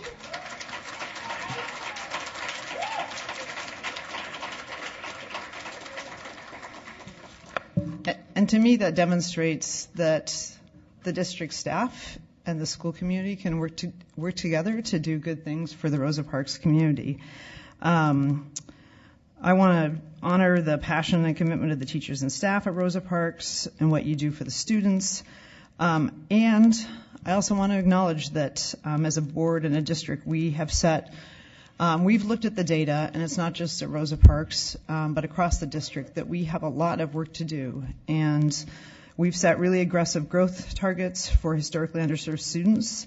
And I believe the district staff in good faith have tried to, not just at Rosa Parks, but other schools as well, but tried to look at what sorts of supports and interventions would best support our students and really change the trajectory, which we all know is not acceptable.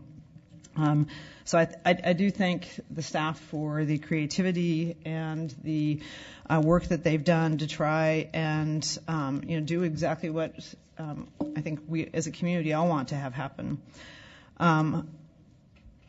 And then I think, just in closing, I think I want to acknowledge that PPS, and I'm part of the we, still needs to win the hearts and minds of most of the Rosa Parks staff and community. And so I hope following the outcome of tonight's meeting that collaboration and co-creation are at the center of the work. Thanks. Appreciate those comments very much. Director Brim-Edwards, and the only thing I want to add to this is, in a few moments we're going to be talking about our proposal for the Student Success Act dollars and the really hard, detailed work the district has done to identify what our priorities are. It's such an incredible opportunity. For so many years we've talked about things like adding social emotional supports, providing additional instructional hours and summer programming in our highest need schools, and it hasn't been possible. It hasn't been a reality. So I think that the opportunity to put those dollars to work in Rosa Parks and our other schools, some of our other really needy schools, is a huge game changer.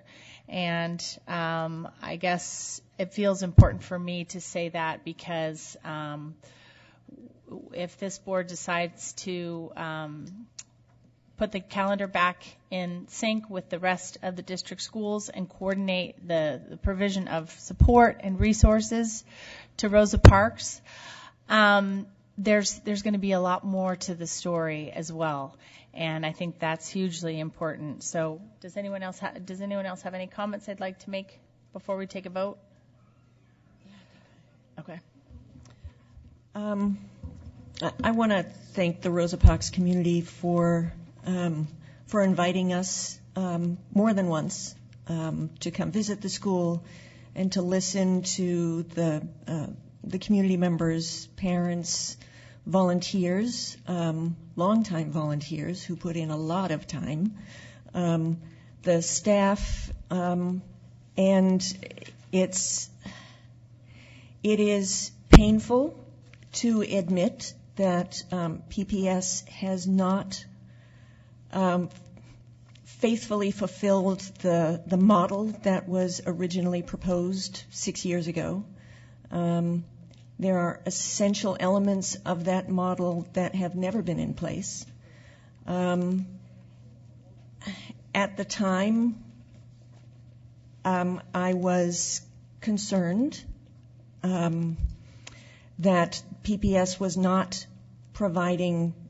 setting up the three schools in the pilot, was not setting them up for success. And then 4 years ago, when the pilot ended for two of the schools and continued for Rosa Parks, PPS still didn't provide the supports. In addition, the model envisioned a very strong partnership with external partners that would provide the kinds of, especially family supports during the vacation periods, and that has not happened.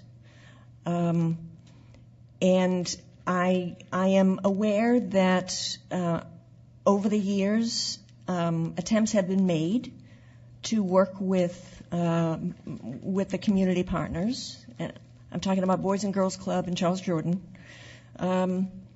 Attempts have been made to create childcare opportunities, camp opportunities for students at Rosa Parks during the vacation periods, and those have not been financially sustainable for those organizations. So there are a number of things about the model that have never been fully achieved.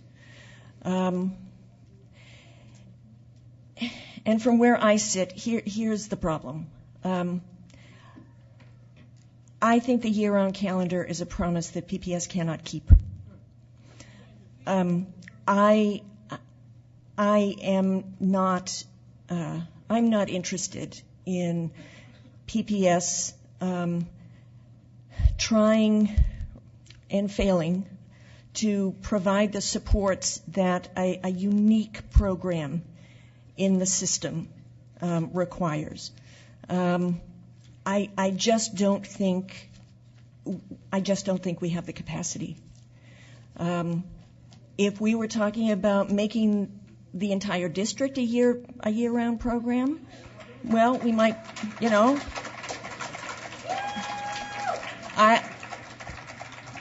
I actually think we might want to entertain that concept.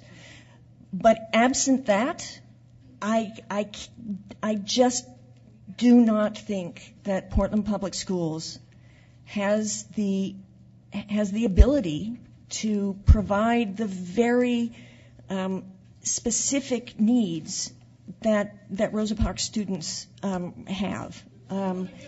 So I'm essentially going to say what I said to the staff and community members at the meeting yesterday. I'm going to vote to support this resolution. I know that's not the answer you want, but I think it's my responsibility as a board member to ensure that the district is able to fully support this school and every school in the way it needs to. And there is, I've been in a school a number of times, and from what I can tell, and by all reports, it is a remarkable school. The children are happy. The children are, they're joys to be around. The families are deeply engaged. The staff are deeply engaged. It is my hope that even with the calendar change, that those things will not change. And what I can do is pledge that I will do everything I possibly can to ensure that PPS lives up to the promises that we're making to you today. And I believe that this district, I believe this administration is fundamentally committed to serving all students in this district, but in particular students of color. And they truly are committed to providing these additional resources that Rosa Parks has never enjoyed. And I hope that that the Rosa Parks community at this time next year will be pleasantly surprised and will be happy with the kinds of supports that they're now getting from the district. All right. The board will now vote on Resolution 6068. No. Oh, I'm sorry. Yeah? The board will now vote on Resolution 6068. All in favor, please indicate by saying yes. Yes. All opposed, please indicate by saying no. No. Are there any abstentions?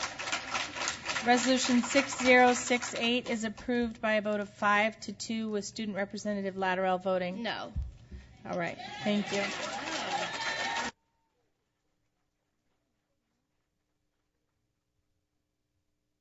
All right.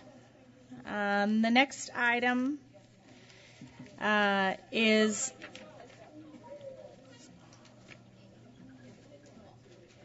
okay. Next item is approving an increase of the pass-through rate to 95% of the charter school rate for charter schools serving populations of 50% or greater historically underserved by race and ethnicity, historically underserved students by race and ethnicity. So this resolution reads, the Board of Education for Portland Public Schools approves an increase of the pass-through rate of state school funds from 80% to 95% for K-8 charter schools serving student populations of 50% or greater historically underserved students by race or ethnicity. Let's take just a minute. Let's recess for 3 minutes.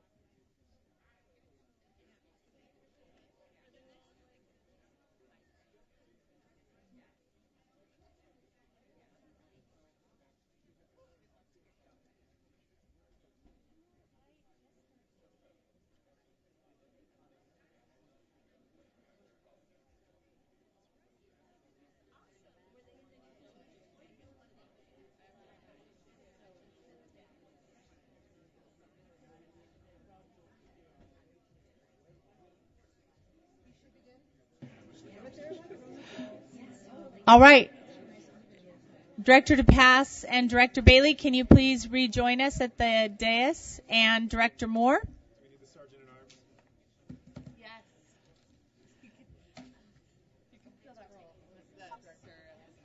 All right. Back to the issue at hand, which we have just introduced, which is regarding the pass-through rate of state school funds to charter schools that serve a student population of more than 50% historically underserved students, as defined by race and ethnicity. Superintendent Guerrero, would you like to call staff forward to bring some context on this? Yes, this is an important item, and I want to make sure that our Senior Director for Multiple Pathways, Karina Wolf, as well as Tara O'Neill, who heads and supports our charter schools, provide sort of a clear explanation of what we're proposing here.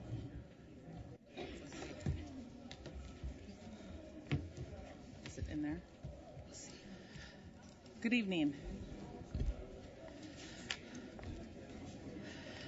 So the resolution, or the context is we were asked to consider the implications of passing through more than the state's minimum for schools that have a greater percentage of a majority of students who are racially and ethnically historically underserved.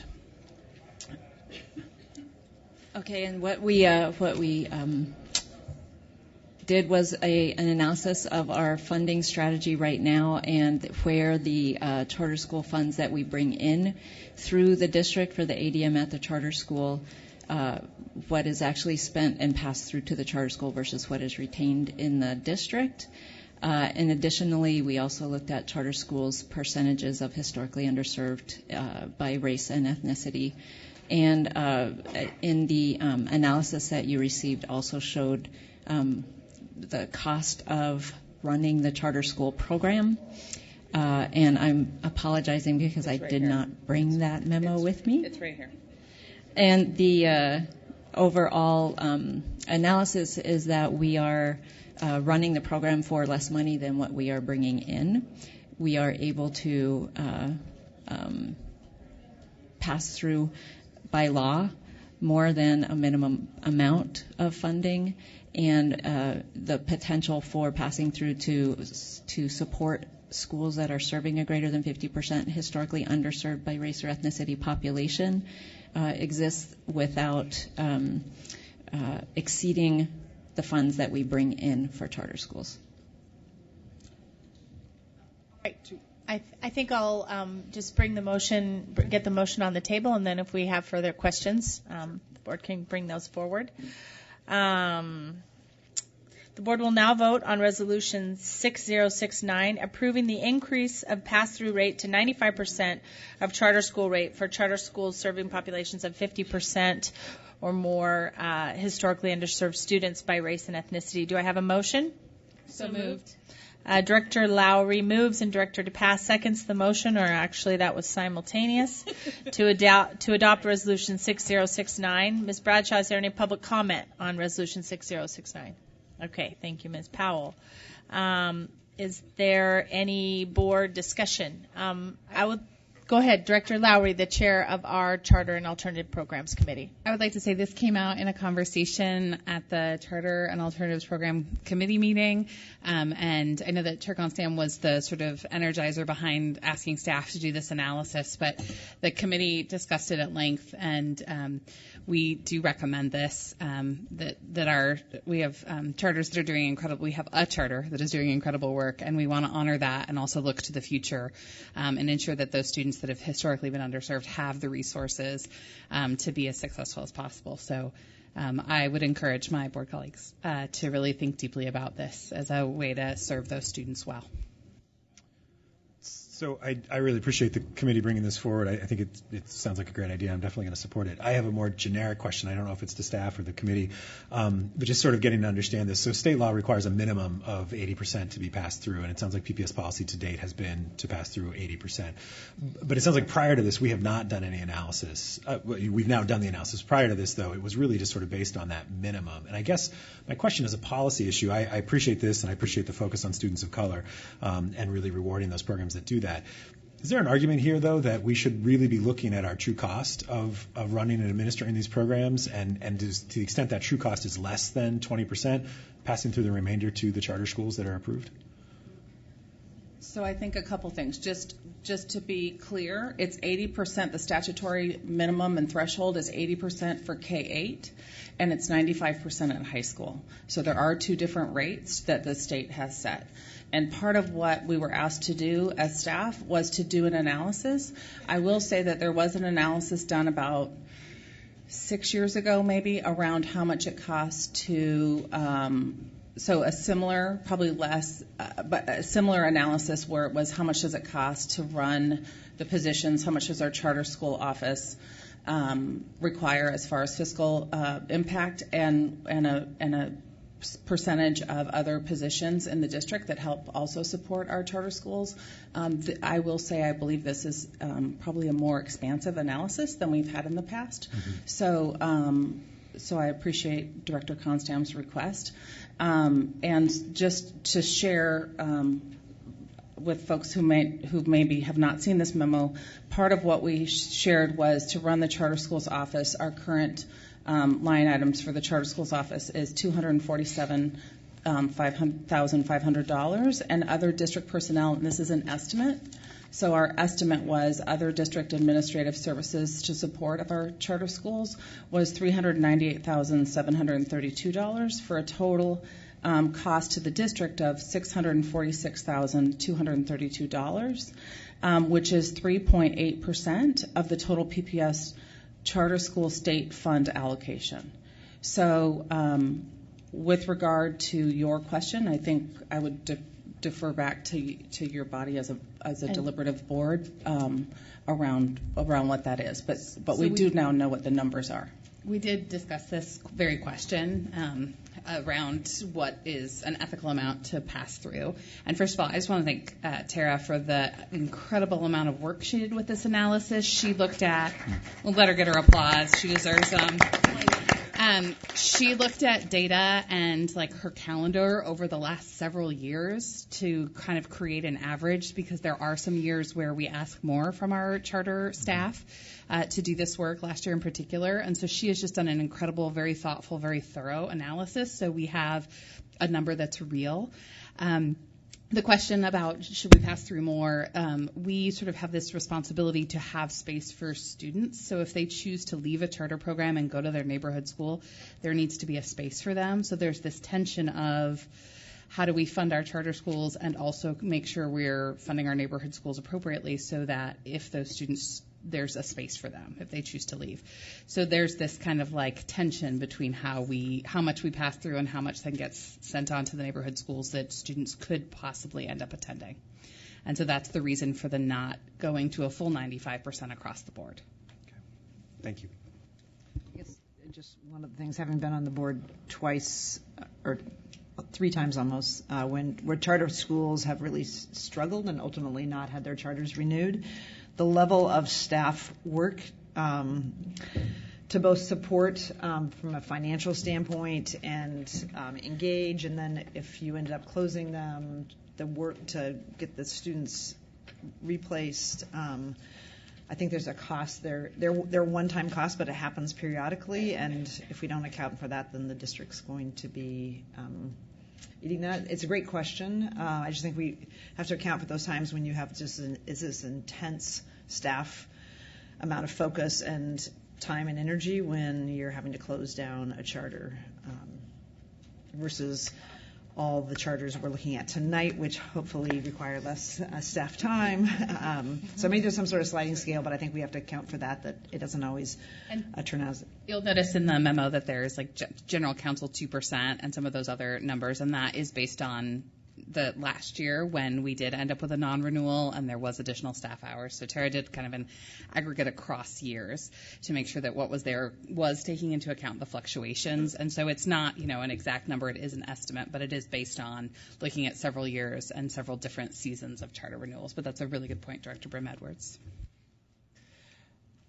So again, I want to thank staff for this analysis too, and also I want to thank Kairos PDX for calling the question in their renewal process for really asking us to address this, what they consider an inequity, which I agree.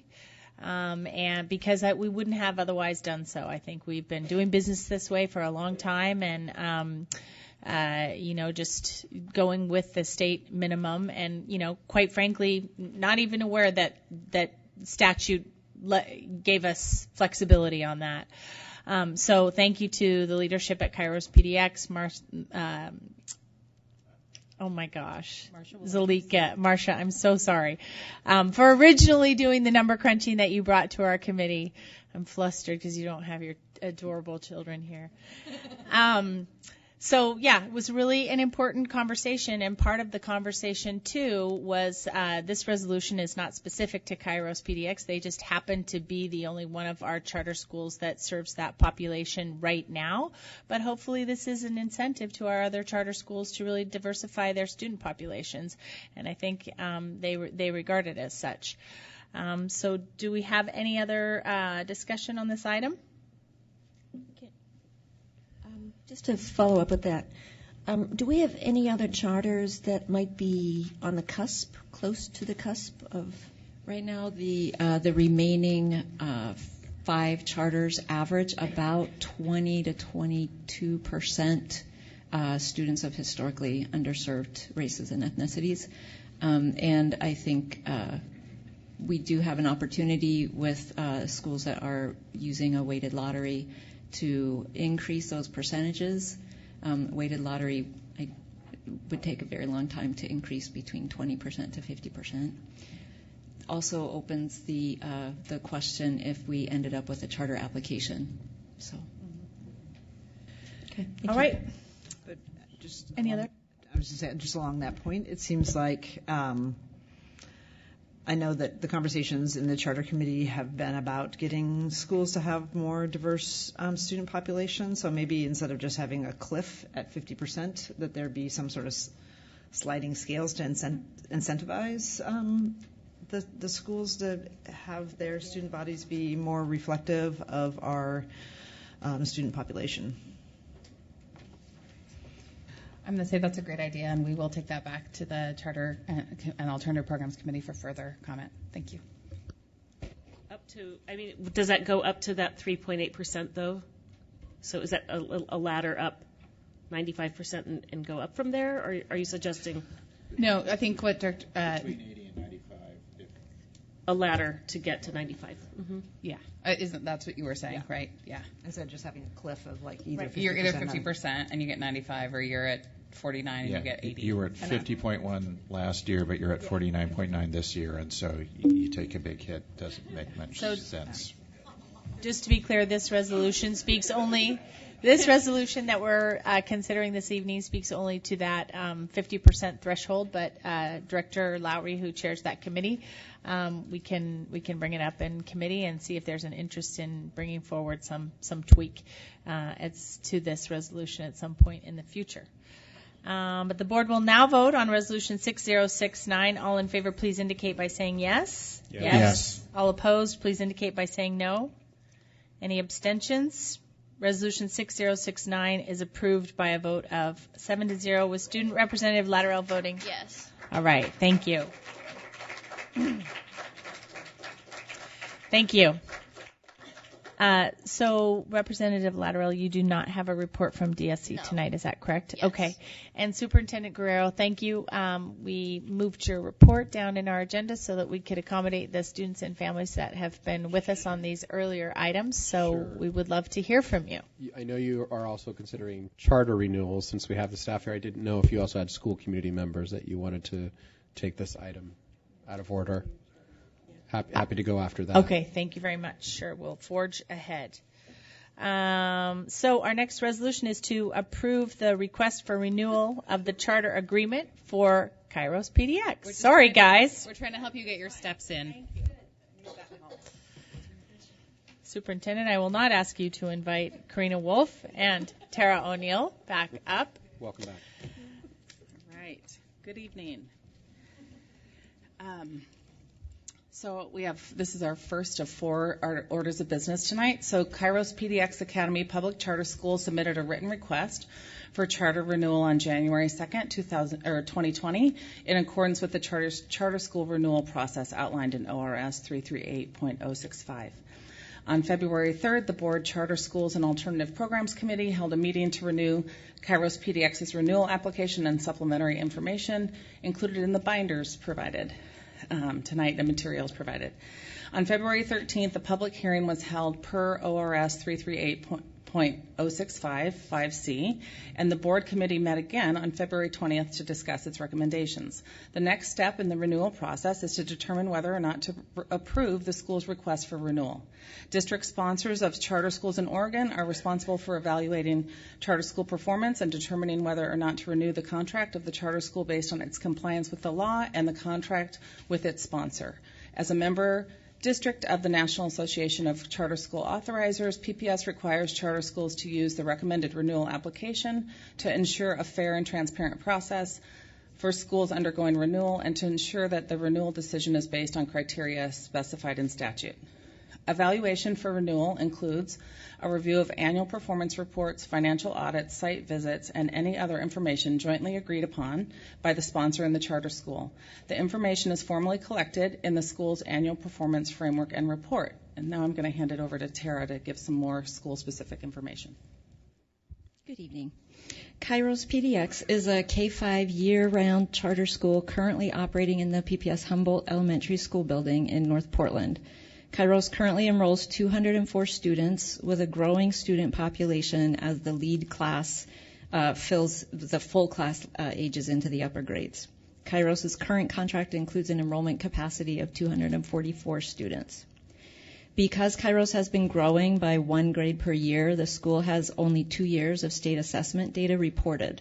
The results on state assessments have not been consistent, in part due to the small student population in grades 3 through 5.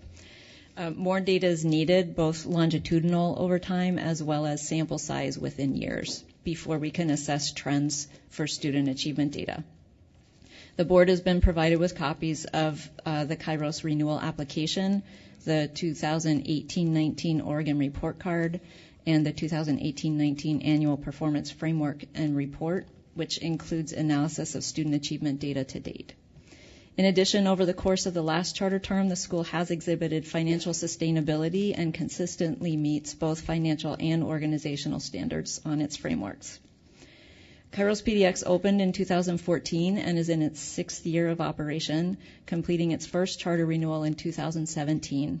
This is Kairos' second charter renewal, and per Oregon Revised Statute 338.065, the first renewal of a charter shall be for the same period as the initial charter, and subsequent renewals of a charter shall be for a minimum of 5 years, but may not exceed 10 years.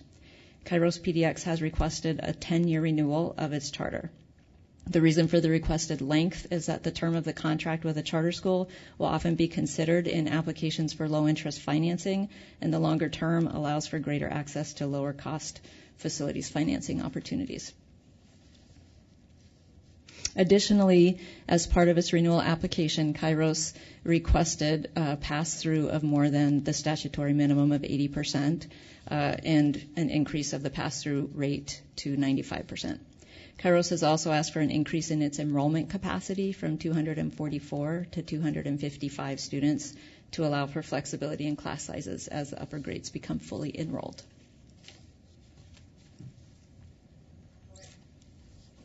Get this motion on the table. The board will now vote on Resolution 6070 to approve the renewal of the charter agreement with Kairos PDX Learning Academy. Do I have a motion? So moved. Second. Director Bailey moves. Directors Scott and DePass second the motion to adopt Resolution 6070. Ms. Bradshaw, is there any public comment on Resolution 6070? Yes. Marcus Mundi.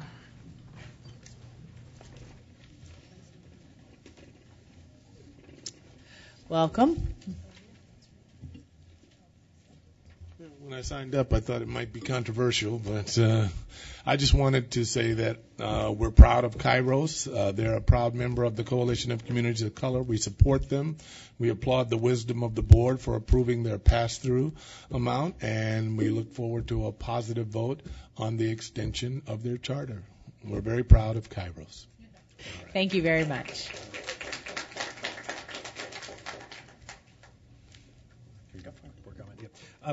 This may be a comment or a question for staff. When it comes to facilities overall for charter schools, and I'm just curious, I'm not on the charter committee and as a new board member, how does that play out? So I know Kairos right now is in a PPS facility. Are they guaranteed to continue in that facility, or is that a question? How does that play out for a charter school, just generically? So there's no obligation for the district to, for any of our contracted schools, to provide a facility, and so that's an individual negotiation between the school and the district. Is it a year-by-year negotiation, or if we, approve a 10-year charter, do we enter into like a 10-year lease with the organization? Is that a possibility? I would defer to the facilities department or the superintendent. That's what I will say is that's not handled in the charter office. So my understanding is that the renewal, and correct me if I'm wrong, Superintendent Guerrero, that the renewal is for the charter. It does not have to do with the lease agreement at Humboldt. And in fact, the feedback from Kairos PDX has been that they would like their own building, and part of the reason for the 10-year is to give them the opportunity to look at purchasing another facility that would better suit their needs. And so that's part of the reason for that 10-year is to provide them that stability so they can find a permanent home, and so they don't have to be worried about if we need Humboldt at some point, what that might look like. And apparently it was an important variable in obtaining financing to show that the district has extended a 10-year lease, and Portland Village School relayed the same comment to us. I guess I would say just specifically about the school, they have a lease that it's for a certain amount of space that they pay a certain amount of, which is a separate item that we approve separately. And I believe they're the only charter in a PPS school. Mm-hmm. Thanks. Any further board discussion? All right. The board will now vote on Resolution 6070, approving the renewal for Kairos PDX. All in favor, please indicate by saying yes. Yes. Any opposed, please indicate by saying no. Any abstentions? Resolution 6070 is approved by a vote of 7-0 with Student Representative Latterell voting yes. All right, great. Thank you so much.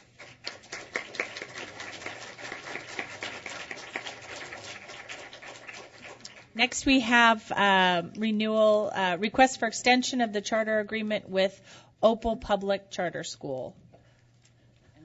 I'll put the motion on the table, and then we'll see if we have board questions or discussion. The board will now vote on Resolution 6071, approving the request for extension of the charter agreement with Opal Public Charter School. Do I have a motion? So moved.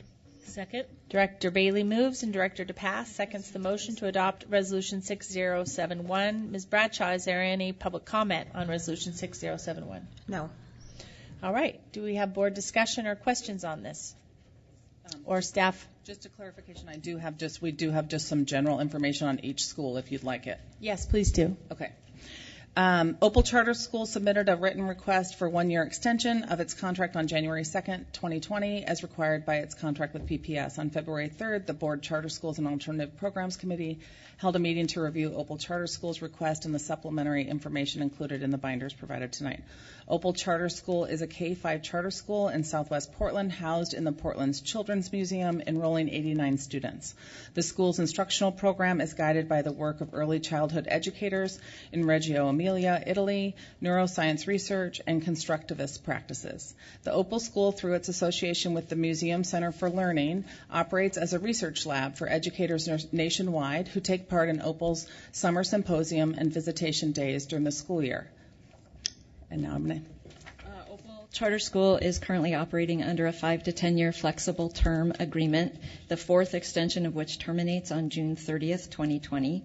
So this is the 9th year of that contract, and the PPS board and school need to agree either to extend the contract by 1 year or to initiate a full renewal process. OPAL has requested that its contract be extended as per Section J of its contract with PPS. The PPS Charter Schools Office has submitted OPAL's report card, Oregon report card, and performance framework, and in its review of academic performance, fiscal management, organizational stability, adherence with all applicable state laws, the Charter Schools Office has found no areas of statutory or compliance concern in its review. Have any further board discussion or questions regarding OPAL? Nope. My son went to pre-K. They had a 3.5-year-old program back in the early days. So, I have been everywhere, yes. Just want to note for the public and for my fellow board members that for each of these schools, even with a 10-year extension, we're monitoring their performance every year so that if need be, we can intervene as needed, or hopefully not have to intervene, but we're doing that accountability work on a yearly basis. Important point. The board will now vote on Resolution 6071. All in favor, please indicate by saying yes. Yes. All opposed, please indicate by saying no. Any abstentions? Resolution 6071 is approved by a vote of 7-0 with Student Representative Latterall voting yes. All right. We have one more, which is a resolution to approve, two more, to approve the request for extension of the charter agreement with First Portland Arthur Academy, public charter school. We'll get the motion on the table and then tell us a bit about Arthur Academy. The board will now vote on Resolution 6072, approving the request for extension of the charter agreement with Portland Arthur Academy Public Charter School. Do I have a motion? Second. Director Scott moves and Director Bailey seconds the motion to adopt Resolution 6072. Ms. Bradshaw, any public comment? No. All right. Tell us about Arthur Academy. Portland Arthur Academy Charter School submitted a written request for a 1-year extension of its contract on January 2nd, 2020, as required by its contract with PPS. On February 3rd, the Board and Charter Schools and Alternative Programs Committee held a meeting to review Portland Arthur Academy's request and the supplementary information included in your binders. Portland Arthur Academy Charter School is a K-5 charter school in Southeast Portland, currently enrolling 175 students.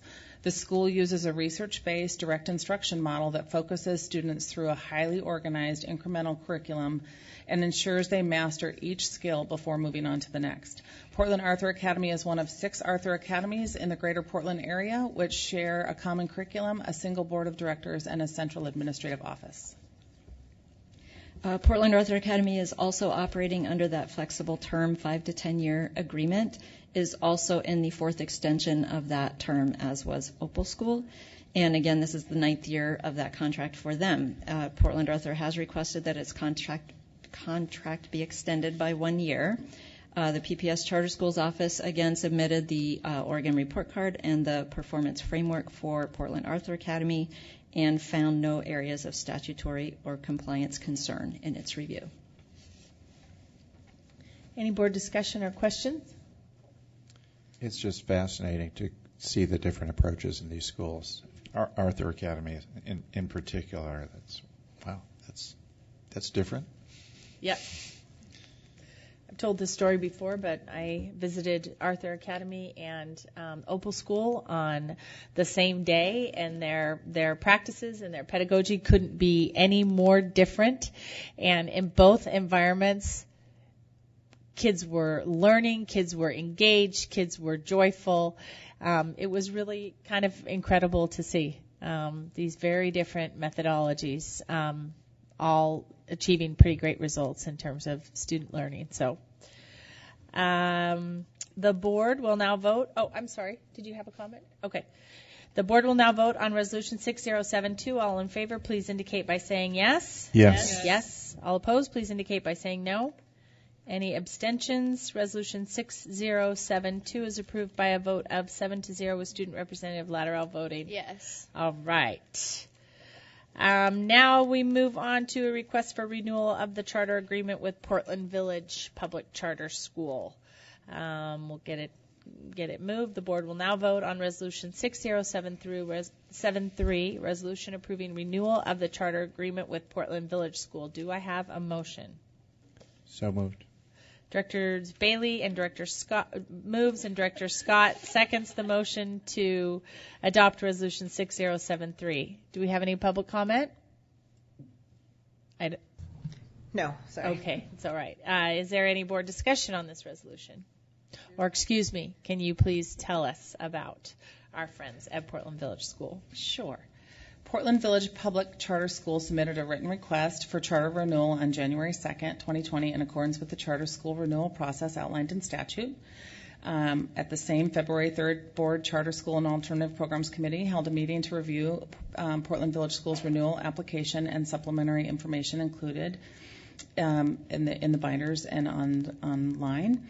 On February 13th, the public hearing was held per ORS 338.0655C, and the board committee met again on February 20th to discuss its recommendations. The next step in the full renewal process is to determine whether or not to approve the school's request for renewal. The renewal decision must be based on criteria specified in statute. Evaluation for renewal includes a review of an annual performance reports, finance audits, site visits, and any other information jointly agreed upon by the sponsor and charter school. This information can be found in the school's annual performance framework and report. Portland Village School is a K-8 charter school operating in North Portland using a standards-based Waldorf-inspired approach. PVS currently enrolls 404 students with an enrollment capacity of 444. The board has been provided with copies of the Portland Village School's renewal application, the 1819 Oregon Report Card, the 1819 Annual Performance Framework, and a summary and analysis of the results of Portland Village School's academic plan of improvement. The plan of improvement was implemented in 2018-19 due to 2 consecutive years of failing academic results on state assessments in elementary grades English Language Arts and grades 3 through 8 math. While PVS still has some work to do to meet district average state assessment results in math, the progress toward improvement in 1 year is apparent by a 15% increase in students meeting benchmark in grades 3 through 5 math and a 13% increase for students in grades 6 through 8 math. Additionally, in English Language Arts, grades 3 through 5 students meeting benchmark increased 12%, meeting the district's average for the first time in over 4 years. Portland Village School has continued its implementation of their academic plan of improvement in the 2019-20 school year. Portland Village School has undergone significant turnover in school leadership as well as in the business office in the last 2 years. There were concerns listed in the 1819 municipal audit in regards to internal controls and preparedness for the audit, which were a direct result of having lost business office staff just prior to the audit. In response, the school has implemented a sound financial management system that includes an internal bookkeeper and an external contracted accountant to provide a more robust system of controls and protection against future staff turnover. Historically, the school has exhibited financial sustainability with a reliably healthy cash balance. Portland Village School consistently meets organizational standards on its annual performance frameworks, having a strong governance structure through its board of directors. Portland Village School opened in 2007, is in its 13th year of operation, completing its first charter renewal in 2010 and its second in 2013. This is Portland Village School's third charter renewal. Per statute, the renewal of a charter shall be for a minimum of 5 years, but may not exceed 10. And Portland Village School has requested a 10-year renewal of its charter specifically so it can be eligible for a specific facilities financing opportunity at a lowered interest rate. And just to be clear, our resolution recommends that 10-year renewal. Do we have any further discussion or questions? I would just say that Portland Village School is housed in a church that they are renting, and they have a lease through 2024, but this 10-year renewal gives them the opportunity to secure that low interest funding so that they can hopefully purchase a building so that they can continue to grow and sustain their program. Sustain and grow, I guess, is the correct order of that sentence. Thank you. We won't quibble about that. The board will now vote on Resolution 6073. All in favor, please indicate by saying yes. Yes. All opposed, please indicate by saying no. Any abstentions? Resolution 6073 is approved by a vote of 7-0 with Student Representative Lattrell voting. Yes. All right. Thank you very much.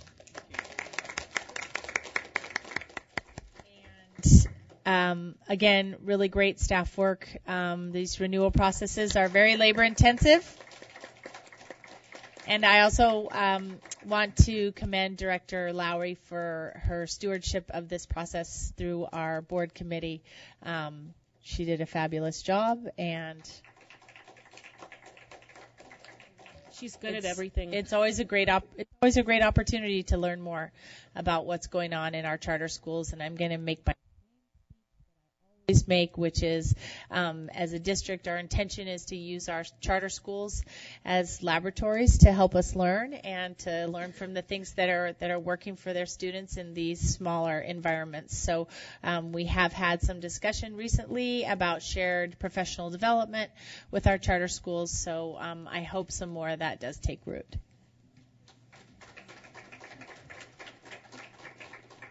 And Chair Constams, I would just thank you for giving me the role of serving as the chair of that committee. It's been a wonderful learning experience, and it has been great to know get to know the passionate educators at all of our charter schools, and to have the chance with Director Bailey to visit everybody this winter and to really get to see the incredible education that's being provided for our students at those charter schools. Yeah. So thank you. All right. I believe you have a report. Good evening. I appreciate that we prioritize hearing from our school communities on an evening like tonight. So I wanted to do something a little different tonight, particularly given recent hate-related incidents in our schools, in addition to hearing tonight's testimony from members of the Rosa Parks community, especially as we're just entering the month of March as we close out Black History Month. So I wanted to share a few reflections. There's not going to be a slideshow, so thank you for indulging me. But I wanted the broader community to be clear about my position on issues of racial justice. So I'm going to expound on a little bit on that tonight. Because it does pain me to hear feedback from our PPS teachers and from members of Rosa Parks community, for instance. The lack of trust that underlines their words puts on display the evident work we still need to do to close that gulf between our collective words and actions on behalf of children of color.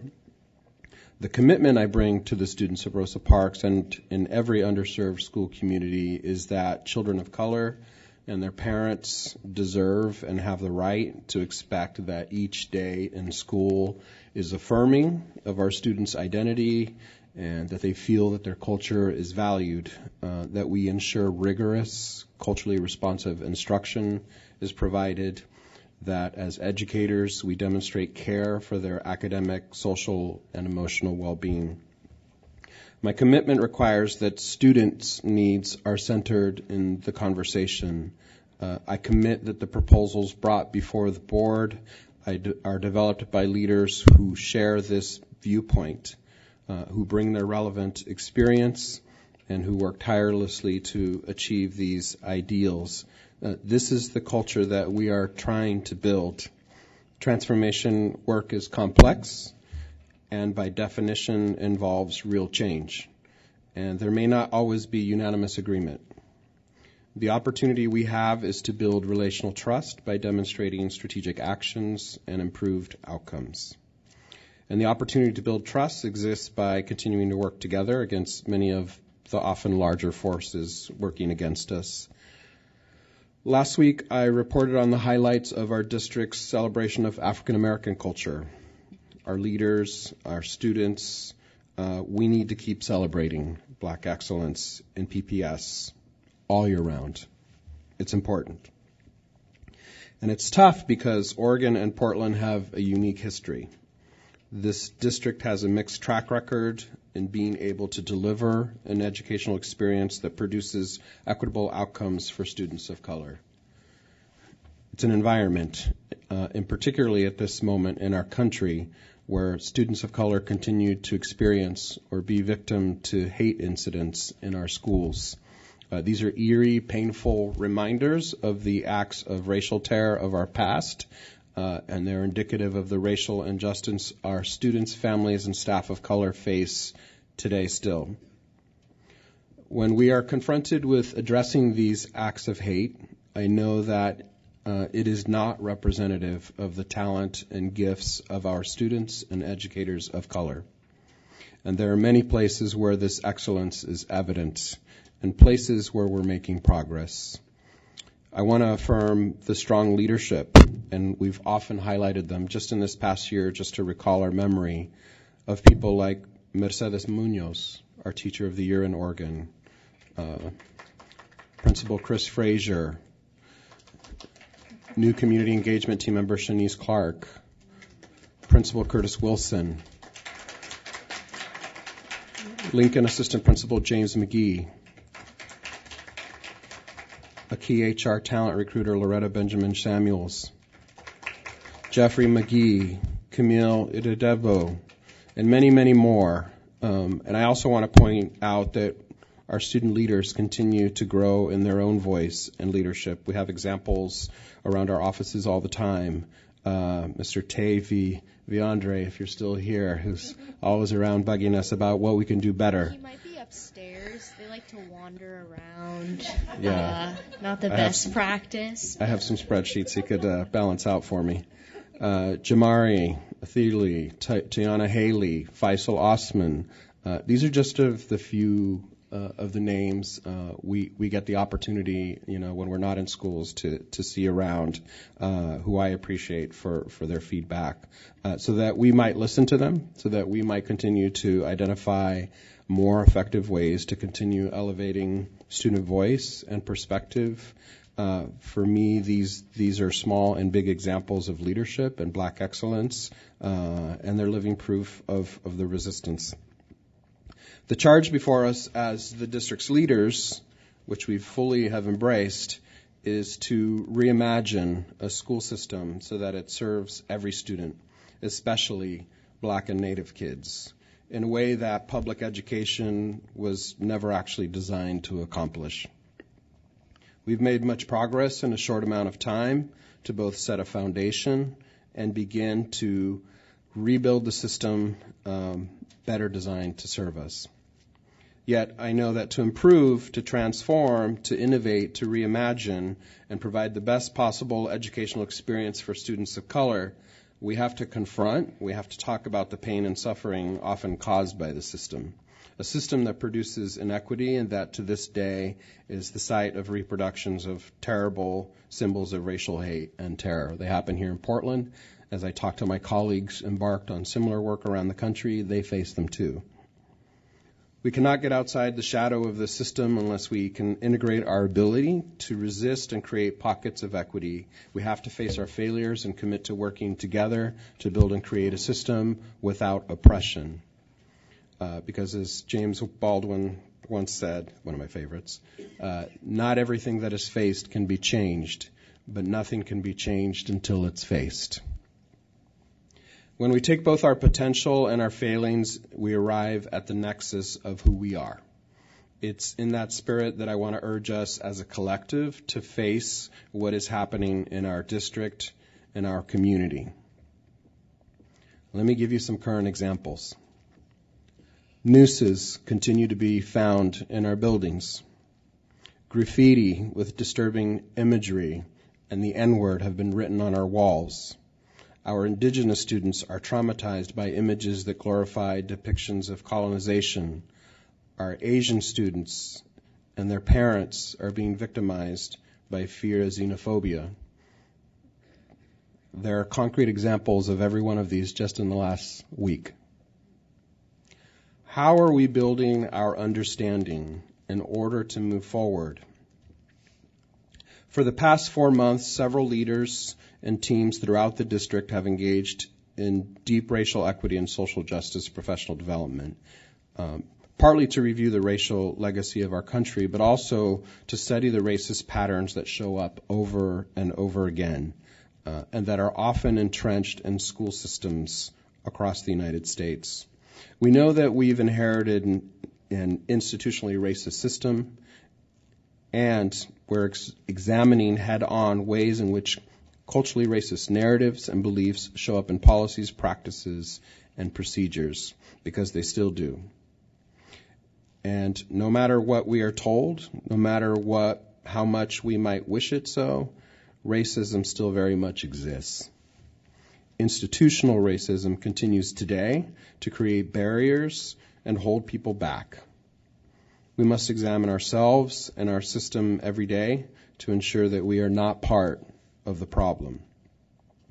Our hope is that this shared learning not only leads to concrete actions that make PPS a more racially equitable and social justice-oriented institution, and I would say, after a career of this, engaged in strong anti-racist teaching and leading, that we build a shared culture around learning and leading together. We aspire to partner with the greater community to build deep relationships of trust so that we are a more truly inclusive organization, one where we must embrace a collective effort to embrace our young people as partners in our decision-making, and one that shifts power so that voices and perspectives from communities and leaders of color participate in the work to close these pervasive disparities. One school, one leader, one parent, one board member, one classroom cannot do this alone. To become more hopeful, more committed to living in a complex world, we have to do this together. And we have to live the principle of being kind to one another while being critical about the system. For me, this is personal. As a Latino, the son of immigrants, a man of color, I've chosen to commit my life to this work.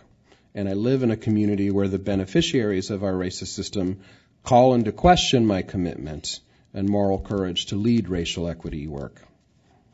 We can't address the trauma caused by a racist act when we point fingers. We can't find our hope or bolster our commitment to students when we only run to the fixes. We have to be in community with one another, with our students, our families, our educators, our culturally responsive partners, talking about the injustice and committing together to create a more just world, a more just school system. I believe, many of us believe, that the staff recommendation for Rosa Parks, with all the additional programs and resources included, is an improved array of responsive supports for students, the best way to ensure that we are able to influence the conditions in the school and do better by students of color. But I also know that people in the Rosa Parks community still do not feel heard.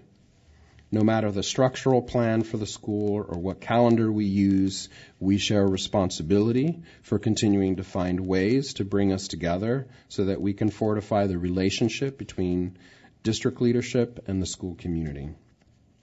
Furthermore, tonight, the Board of Education is going to vote and consider our student investment account investment package, specifically the application. I'm proud of the work that our community and staff have done to prioritize and often center students of color in these investments. We know these investments will have the potential to accelerate achievement, and as we say in our community-driven vision, prepare our students to lead change and improve the world. This is not about a single conversation. It's about the broader transformation of a public institution. I'm committed to this work, and I know that you join me in that effort. Thank you for hearing my reflection tonight.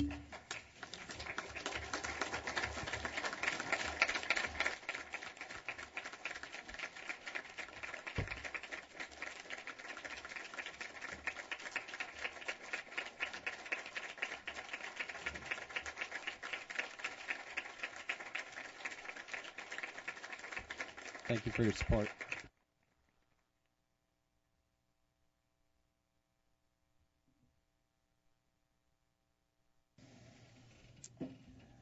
Thank you. You know what we call that in Black Church, don't you? We call it preach.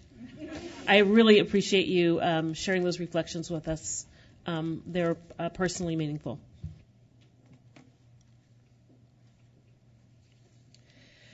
All right, our next item on the agenda is a look at our mid-year progress measures.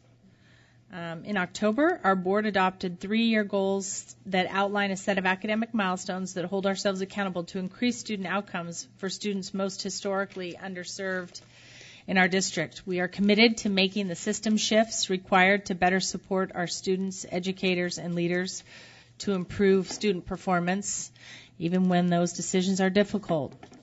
Superintendent Guerrero, would you like to introduce this item? Oh, what an appropriate transition. To be working for a board that is being clear about our own accountability and the improved outcomes we want to have for the students we have the privilege of serving. So thank goodness we have nationally renowned Dr. Russ Brown with us now, who, like many of our new cabinet members, has had to come in running. The good thing is that we're here tonight to follow through on the commitment we made with the board to report out at the midpoint of each year how we're doing. So, Dr. Brown?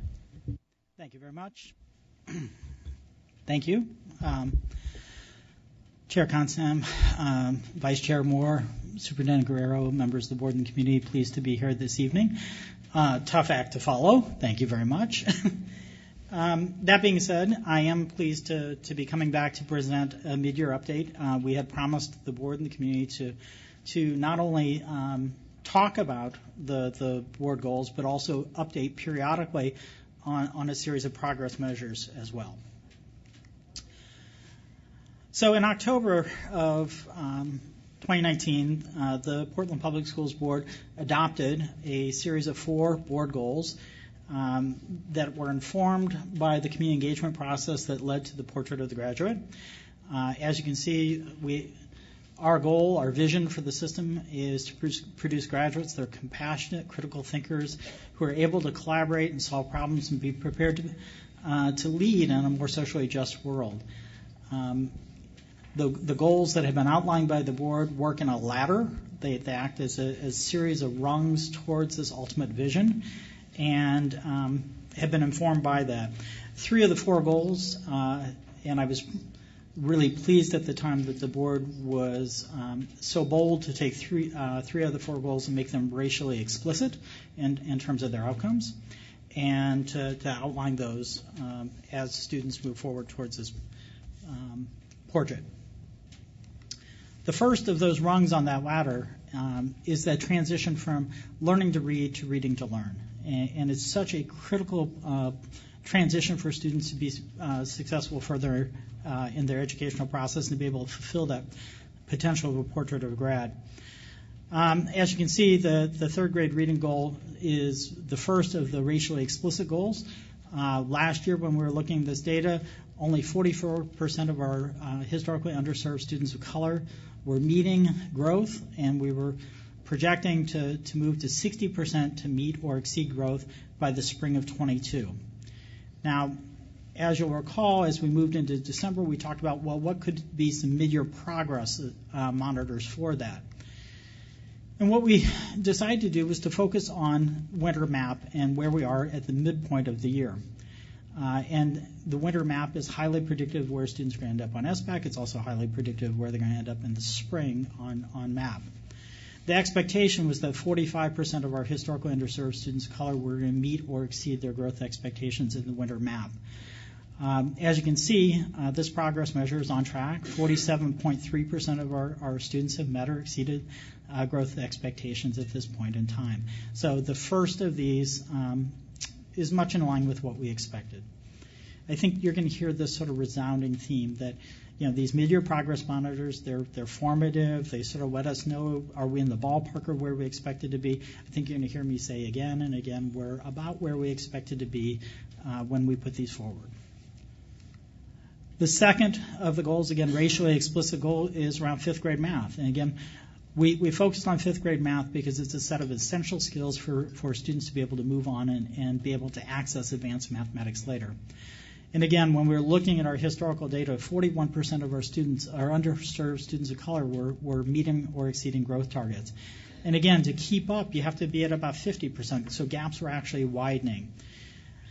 And we're moving again to 60% of our historically underserved students of color meeting or exceeding the growth targets by spring of 2022. So when you look at the fifth grade data, again, we use MAP as a mid-year progress point for this. The expectation was that 43% of our students would meet or exceed growth targets this year. This is in line with the performance we saw last year. So we were expecting a ramp up in terms of the outcomes over time, and this year to be relatively stable. At this point in time, we see 42.8% of our students are meeting or exceeding their growth targets, very much in line with the 43%. I'm not going to interpret 2/10 one way or another. It's in the ballpark on that. Just a quick question about the just how it's set up, where you have I guess it's the slide before where you have the circle and the lines. So is the spring the last measurement, or is it the summer the last measurement? Spring. I remember we had 4 points. There are 3 points of measurement. So. When we look at the eighth grade goal is a summative measure, and if we recall, it's a placeholder because we're redesigning middle school, and we want that redesign to be reflective, again, of the exploratory opportunities that students pursue in middle school in preparation for entering high school to be ready to pursue those post-secondary pathways that we have defined. As a placeholder, we fully expect that part of that is academic outcomes, that we expect students to perform in terms of reading and mathematics on SBAC, and that's a placeholder for this. And we looked at both of those. How many students are passing both the SBAC in reading as well as mathematics? And again, looking at our data, 43.9% of our students were passing both subjects, and we're looking to move forward to 51% meeting proficiency in both as we move forward. When we looked at this data, we disaggregated. We broke it out and looked at, in terms of progress monitoring, where are we in terms of reading, where are we in terms of math, and then where are we in terms of combined. And I'm going to go through this relatively quickly because of the hour and other things that we need to be doing as well. I'm going to talk about ELA first. I'm pleased to say that, in general, Portland Public Schools students are outperforming their peers nationally, about 4.5 points in terms of NWA, the MAP scores. 4.5 points in eighth grade is a lot. The average score for an eighth grade math participant in our system is equal to or higher than 73% of the students in the national normative sample. So 73 out of 100 kids perform at or below the average PPS student. So I think that's really quite promising. The mid-year expectation for ELA was that 59% of the eighth graders would be on track to meet or exceed proficiency, and this progress measure is on track with 61.2%, again, being on track to meet proficiency in the ELA. You better be careful or we're going to ramp up our goals. Not yet.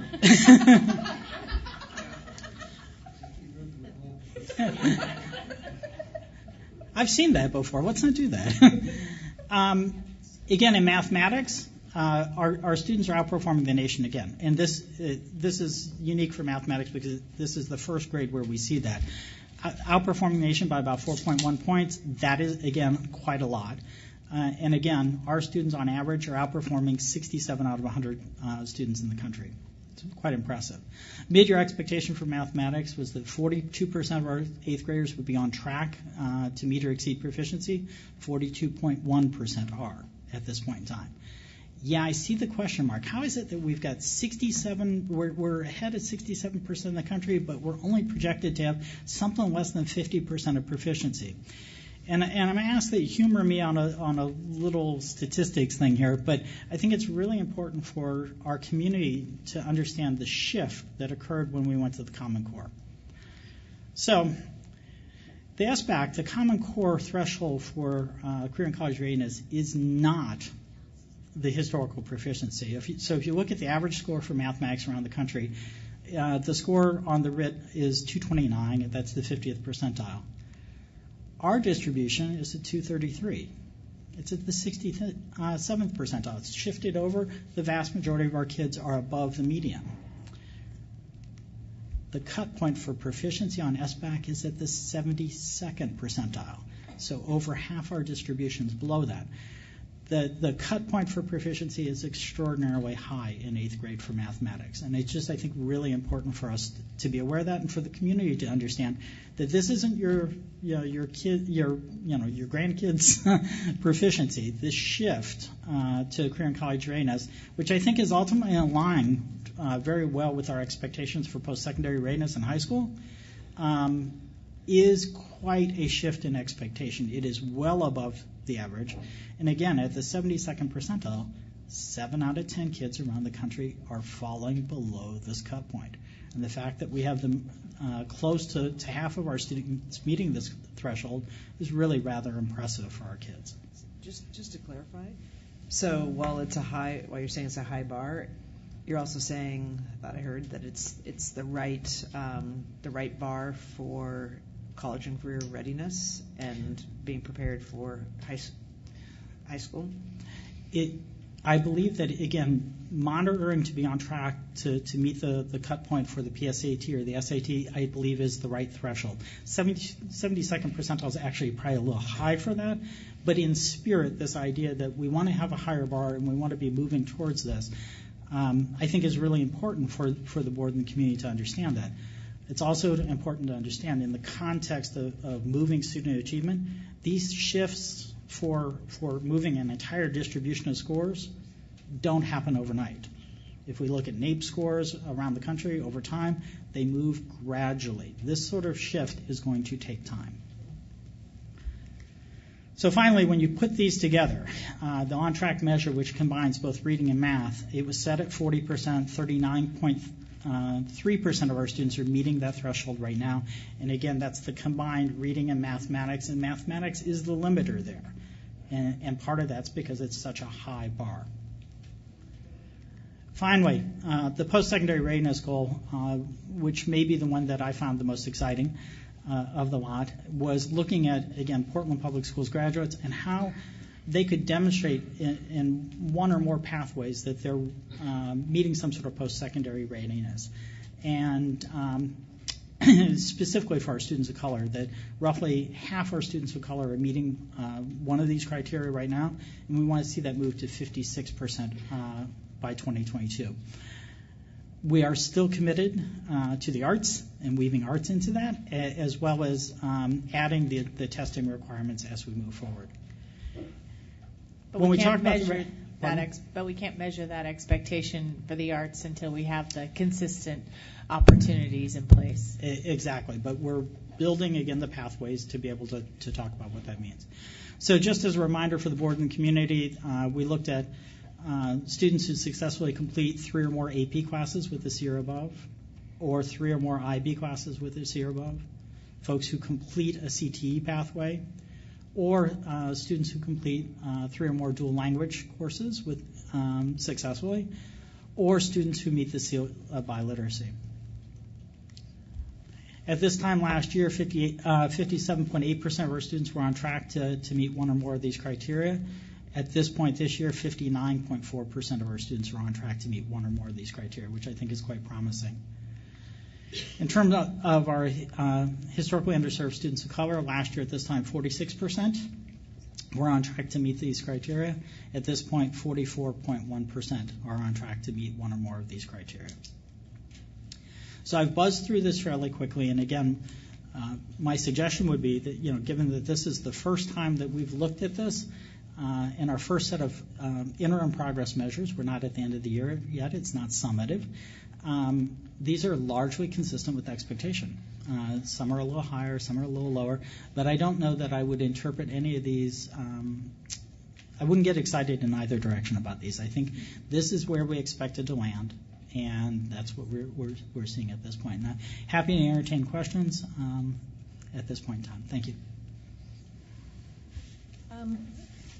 Can we go back to the 8th grade? And the 8th grade goal is the only one of these four that we did not explicitly set, or didn't set a goal explicitly focused on students of color, underserved students. Could you break out? Have you disaggregated these numbers by race, ethnicity? I thought, I couldn't find it. Yes. Okay, I wasn't sure whether I'd made that up or not. Thank you. Okay, so some of the numbers, there's great variation. Correct. Among the student groups.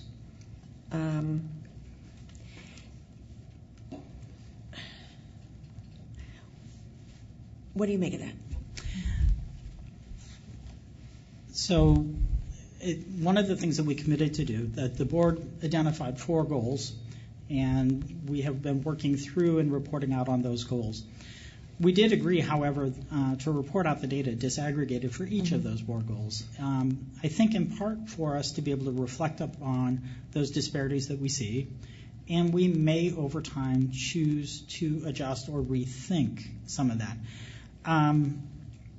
Again, I don't think the disparities are necessarily surprising at this point in time. We know that we have, and I think the superintendent spoke to it earlier, we know that we've seen disparities in our educational outcomes. Those will accumulate over time, so the 8th grade, and the fact that we're looking at a cumulative score for both ELA and math sort of doubles down on those disparities, so it's going to accentuate those where they exist. So I'm not surprised with what I see here. But again, we have committed to talking about this goal, providing the information, and providing it in a disaggregated way so that we're informed and can be thoughtful as we move forward. So just to add to that, there's an extreme variability there, and to underline, they're not acceptable to any of us. And they help us begin to prompt the next level of conversation around what do we attribute the growth or the decline or the status of how any one of our student groups are doing, and really helps to prompt sort of our own district continuous improvement in the same way that we're expecting every individual school leadership team to disaggregate its own data at this point in the mid-year. And I know that our principal supervisors are working with their principals on exactly asking themselves those questions. Does this reflect the goals you set out for yourselves in your school improvement plans? And are you marshaling your professional development, your efforts, your resources available to you to try to narrow those disparities? And I think in so many ways, all the different pieces of our agenda tonight are coming together, because this is very pertinent to the conversation that we had about Rosa Parks. I mean, we're going to keep getting the same results if we do the same things. And basically what you're bringing forward are results that don't reflect an infusion of new strategies or supports yet. And yet, in our next conversation, we're going to be talking about specific interventions that the Student Investment Act enables us to do, similar to the supplemental programming that we just committed to Rosa Parks, that we have reason to believe will make a difference in student achievement. But we have to be willing to disrupt the system that's not working for our kids. Absolutely.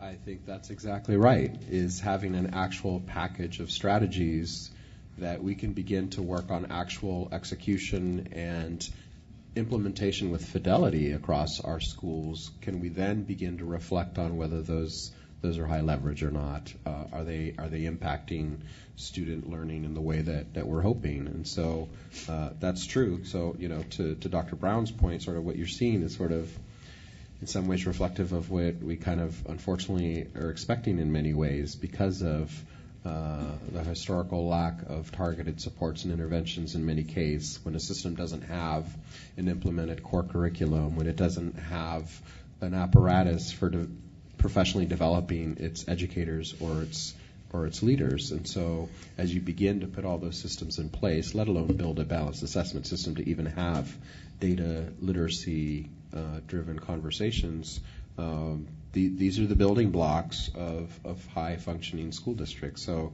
the challenge is then starting to pull the levers to get the results we want to see.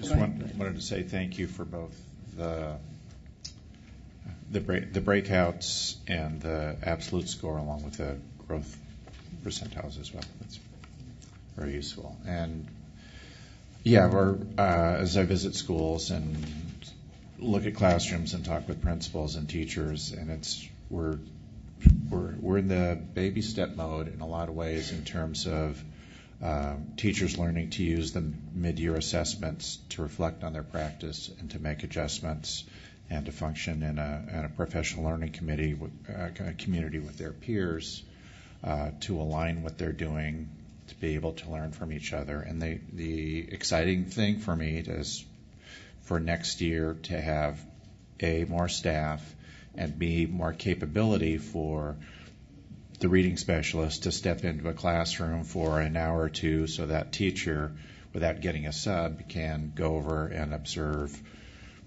one of their peers. And I think that's going to start to accelerate Well, our progress. You're quite welcome on the data, and I have to say the exciting conversation for us really is the conversation that follows this in terms of those investments that can actually change these trajectories.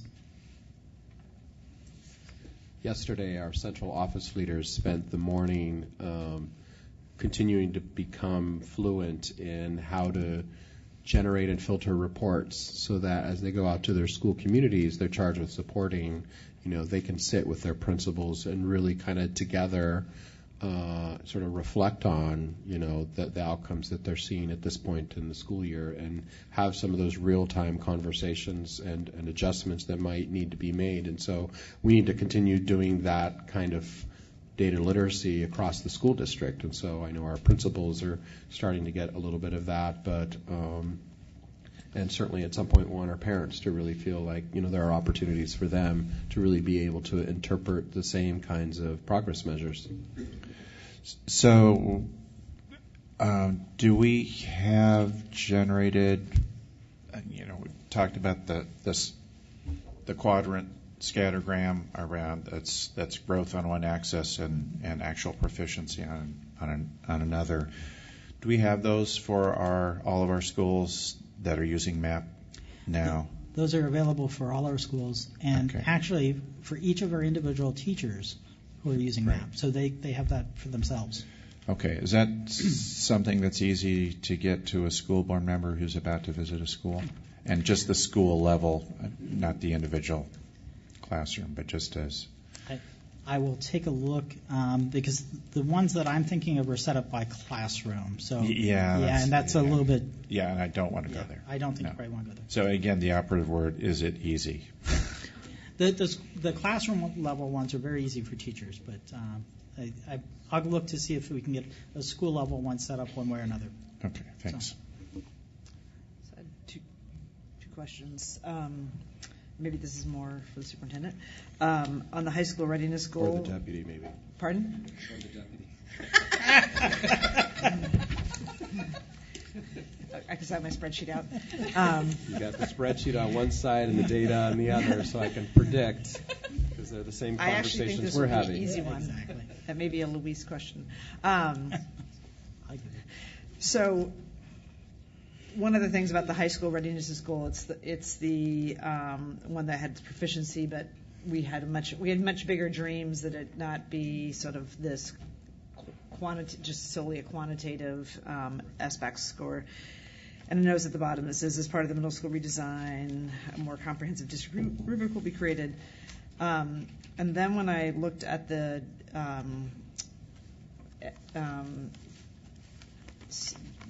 our potential investments, in the Tier 2, it had add funding for a full-time middle school director to lead and manage the middle school redesign. And since we're only going with Tier 1, I guess I'm looking for an update on like where we are on having a leader in the middle school redesign process. I think we all got excited about the possibility of having something much richer than this piece, so I'm looking forward. We're charting into the CAO's territory. Hello again. So the middle school redesign is in the process right now, and I'll just share it as an update where we are. That might capture your question or your concern. In the process of just posted an RFP to get a consultant, excuse me, to be working with us through the process. As the consultant comes on board, which will hopefully be within the next 4 to 6 weeks, then there will be the hiring at the same time of a director, middle school redesign. We call it a director of innovation and improvement. And the goal of that director initially will be to form a task force that will be very similar to the process used in the visioning.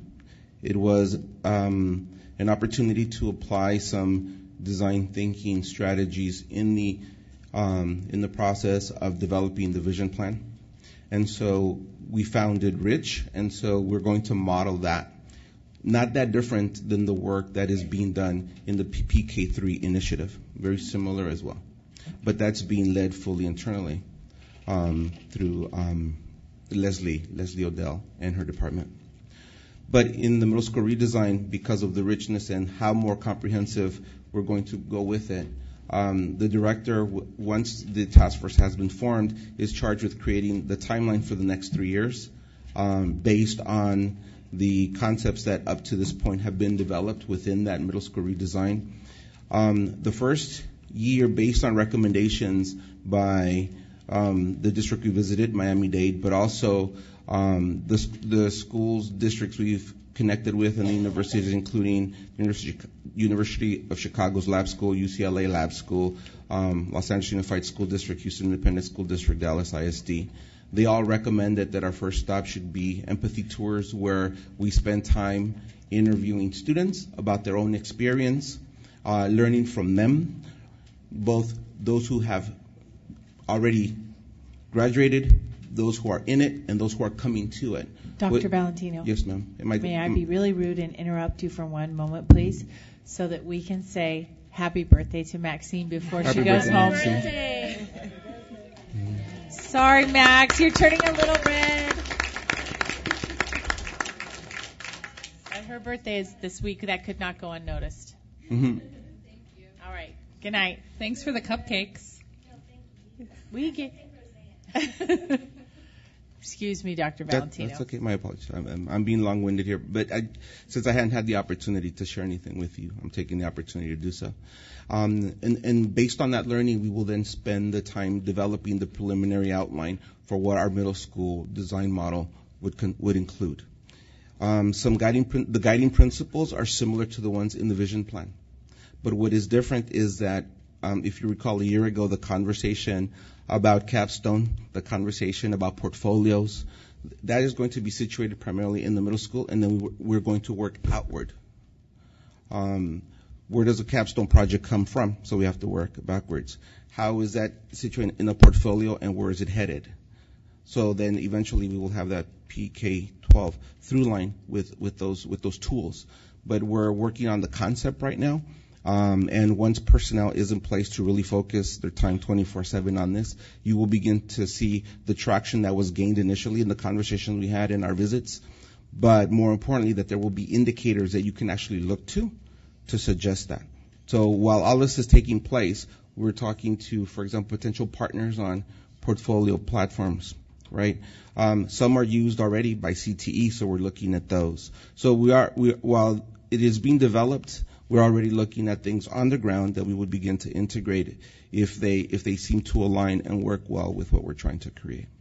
So appreciate that impromptu sneak preview of sort of where some of the internal thinking is, but I think I appreciate the question because if it's not going to be there, I think what we're pointing out here is that at this point mid-year we're able to put our nickels together and double down so that there's a position that's dedicated in large part to providing coordination among all of us in how we think about this work, but also in the identification of the technical assistants who we've been meeting with and in conversation with that are skilled and working with other school districts doing this exact kind of work as well. And so that gives us that little bit of extra capacity and direction on lessons learned from other districts in the school, in the country, I mean. Tier 2 that's not happening. It sounds like it's on track the next month, plus some technical expertise, which is the consultant. One of the things really clearly, and you articulated this very early on when I started serving here, was that it has to begin with the core. Tier 2 and Tier 3 does not exist absent a core, because then it's not Tier 2, it becomes your Tier 1. Your Tier 1 has to be solid, guaranteed a viable curriculum based on state standards with rigorous instruction, high ceiling, low floor, allowing everyone to participate. Then as kids need additional support, then we start moving into differentiation within the classroom with the first tier. Then we differentiate into the second tier. And it's not a program that we send them to, but strategies that we use to address those challenges. And that begins Tier 2. So while you don't see it in our full application of the SIA, for us this work was urgent, and we didn't want to wait until a new general fund budget was proposed, and we wanted to get started, and so we've kind of scraped up among our departments to make this happen. I like that. And get started. All right, are we ready to move on to our conversation about our SIA? Anything further? Can I ask one last question about the high school? And if there's not an answer, you can just share it later, but just the slightly lower rate on the historically underserved students. I'm just wondering if you've had any insights on, it's a different class and everything, but if there was something that, is it we're missing some CTE or some? I don't have any insights into that. Thought I was on. I don't have any insights into that at this point. Again, this is the first time we've tried to estimate that mid-year number. It's going to be interesting to see how that evolves over time. So, could be that students hadn't finished a class or okay. Yeah, there are lots of different things that could work into that right now. Yeah. Well, that's our first interim progress measure report. Thank you. These are the kind of conversations that we look forward to continuing and tracking. Superintendent Guerrero, would you like to introduce this next item? Yes. It's been a lot of work. Not just because we're developing viable spreadsheets, but because it required a lot of input and feedback and needs assessing. If you think back to what we were sharing all the way back to late October, November, to arrive at this point, we think we have a well-rounded investment package here that's aligned with the spirit of the legislation, that attempts to make a substantive prioritization in a number of areas that prioritizes underserved students in many different ways, while at the same time giving a broader capacity to the overall system. So we're excited to continue sharing about some of the details and what the process is at the state level. PPS is definitely in a very good place in its application. We were hoping to be the first big district to submit. Unfortunately, Salem had an earlier board meeting, so not that I'm competitive or anything. And we kudos to Superintendent Perry's team there for their good work. But Deputy Superintendent Hertz. I'm actually, if I could just interrupt for a second, my apologies to the board, but I have a very early meeting as we continue to deal with the COVID-19 issue in the local community. But I have reviewed the materials, and we've gotten briefed on this before as well.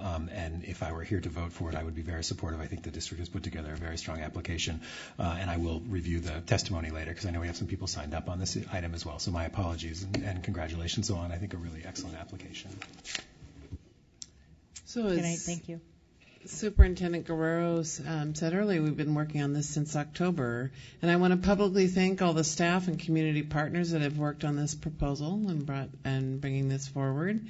It's a well-balanced proposal that supports our vision and students from racial or ethnic groups that have historically experienced academic disparities. Our commitment is also to hire staff who mirror our student racial and ethnic demographics. With that, I'll just open it to Deputy Superintendent Cuellar. We're really excited, and just to echo some of those sentiments, we've been engaged in a lot of community feedback forums throughout the fall. I know that we heard some of that testimony earlier from some of our partners, and we personally feel through not only through our community forums, but also through our district budgeting process, as well as through our staffing process, and working, with multiple individuals, including our principals, who really helped steer our direction in this investment to be completely centered on our students and our staff, first and foremost, in our schools. And I want to be reminded of that we feel that this investment package is really centered on a lot of those critical components that were outlined initially in the application, which was first and foremost to make sure that we're centering the investments on our most historically underserved youth, and to make sure that we're centering our investments specifically on mental health supports and expanding opportunities for all of our students. Just echoing the superintendent's sentiments as well, as I think we're really excited that we have a robust package. Can we say that we wanted a little bit more? Sure. There's a lot of things that we absolutely could have done with more funding, but I think that with the funding that we were allocated, we were very deliberate in addressing a lot of the areas that our community, our internal and external stakeholders have identified as critical needs. We were also very deliberate to make sure that every one of our communities and our schools felt this investment to some capacity, and that's again a lot of the excitement that surrounds this is that. It was purposeful in that regard to make sure that every student at school would be able to benefit from this. With that? Yeah, I think we'll get the motion on the table, and then we'll see what board discussion and questions we have. The board will now vote on Resolution 6074, the Student Investment Account application for the 2020-2021. Do I have a motion? I so move. Second. Director Lowry moves and Director Bailey seconds the motion to adopt Resolution 6074. Ms. Bradshaw, is there any public comment on Resolution 6074? Yes. Amy Henry and Marcus Mundi. Thank you both for hanging in there.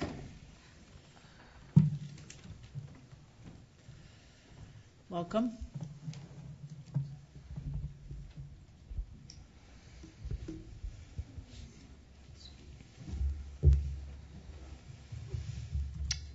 My name is Amy Henry, and I'm a counselor at Benson Polytechnic High School.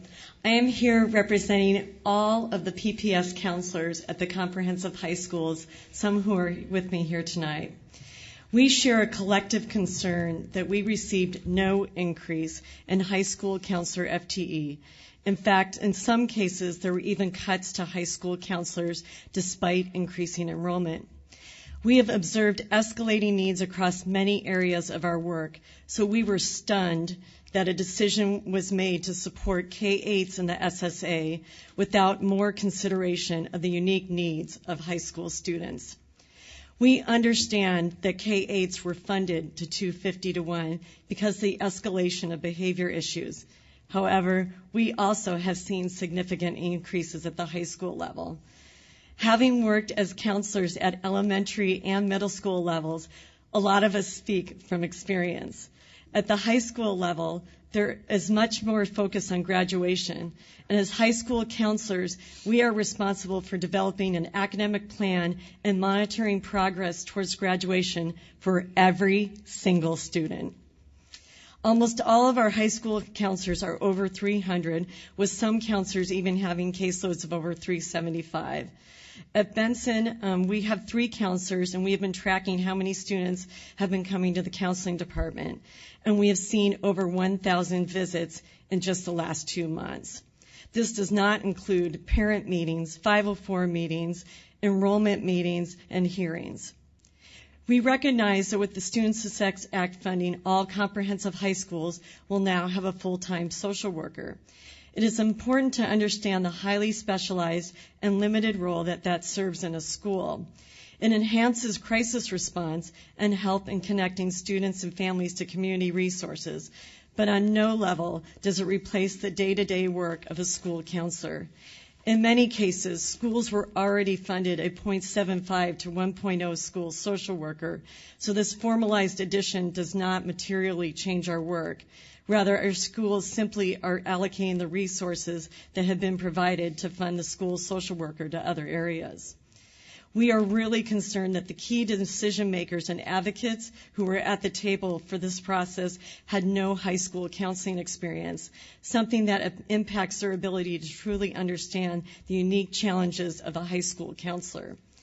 Many of the metrics which our district is judged ultimately emerge from the work of high school counselors: the graduation rate, the number of students taking AP courses, the transition to careers and/or college, mental health statistics, and access to preventative social, emotional, and academic support.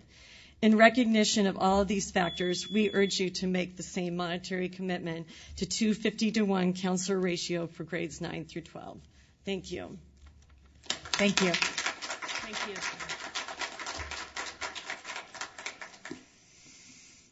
My turn? Okay. Good evening again for the third and final time. I'm Marcus Mundy from the Coalition of Communities of Color. We're an alliance, I'm just going to read instead of speak extemporaneously. We're an alliance of culturally specific, community-based organizations with representation from 6 different communities. We support a collective racial justice effort to improve outcomes for communities of color through policy analysis and advocacy, culturally appropriate data and research, environmental justice, and leadership development in communities of color. Our mission is to address the socioeconomic disparities, institutional racism, and inequity of services experienced by our families, children, and communities, and to organize those communities for collective action resulting in social change to obtain self-determination, wellness, justice, and prosperity. That's a mouthful, but our mission applies daily to helping our kids of color achieve educationally. For over a decade, our members have partnered with PPS to provide culturally specific services to students and families here at PPS. We provide these family engagement, wraparound services, leadership, mentoring, extended learning opportunities for thousands of students and families each year. On behalf of and shoulder to shoulder with our members, the CCC has advocated in Salem, Multnomah County, the City of Portland, and this Board of Education on behalf of policies and law to promote education funding and support of these partnerships. Our members were critical in the advocacy that led to the passage of the SSA. It would not have passed without the deep and relentless commitment from communities of color, always with the tacit and direct understanding that their children, the historically underserved and currently underserved, I keep hearing historically underserved, but our kids are currently underserved. We're the children of a state that began on its first day with inequity codified into its constitution, and that these kids would at long last receive the resources they deserved as students in Oregon. Legislators heard from our members' staffs and the many families they serve about the imperative to focus resources on students most in need and strategies to close the pernicious gaps our students of color, students with disabilities, students facing homelessness, and students living in poverty all face. I commend Superintendent Guerrero for his leadership and commitment to engaging with me, our members, our communities of color. I was thrilled, actually, to participate in the visioning process and believe in the promise and power of that vision. This process paved the way for the district's commitment to partnering with our stakeholders in the community to learn more about how to prioritize the SIA application about which you're deliberating tonight. In addition to hearing from educators, students, and parents, PPS also partnered with us and Latino Network and our members at Fabian one day to hear directly from the service providers who represent and are accountable to the communities of color. I think I have too much on my list, but I have a lot more to say, but I'll just say a couple more things. I'm happy to see PPS's support of Kairos receiving more funding for their Learning Academy, of NEA and POIC, and the many other entities providing educational opportunity to our children. And there's 4 bullets that I just want to share. Of particular importance for our members are the following: additional funding to support racial equity and social justice partnerships with culturally specific providers, the focus on additional mental and behavioral health supports, providing additional POC representative educators, counselors, and social workers to support students, classrooms, and the school communities, additional funding for the arts and middle school redesign, and to continue to support Latino Network, SEI, NEA, IRCO. These are all CCC members who provide the essential wraparound services that make what happens in the school system go on a regular basis. I will just submit my comments the rest of the way, but I thank you for the opportunity to share some of these thoughts with you today. Thank you. We appreciate it and look forward to continuing to work with all the members of your coalition. It's a great opportunity we have before us. We have Stephanie Schiavo. Thank you for your patience. Thank you for being here. I'm a school psychologist with PPS. I'm actually at Benson as well with Amy. We both realized we were speaking here today. I have some number information for the group, kind of an overview of what I'll be talking about. So school psychologists have been historically staffed, just according to national recommendations. And historically, we have been staffed in PPS based on a formula that we as a group developed to promote equity for historically underserved students and our most impacted special education students. But the most recent staffing that we had didn't honor that formula. They used some different numbers.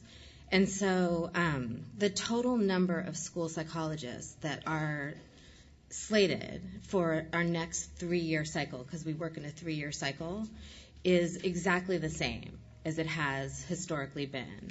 But we've had a 16% increase in special education students in the district, and so we're concerned about that. And we wanted to bring that to the group because we don't feel that we're going to be able to support students in the same way that we've been able to with that kind of an increase.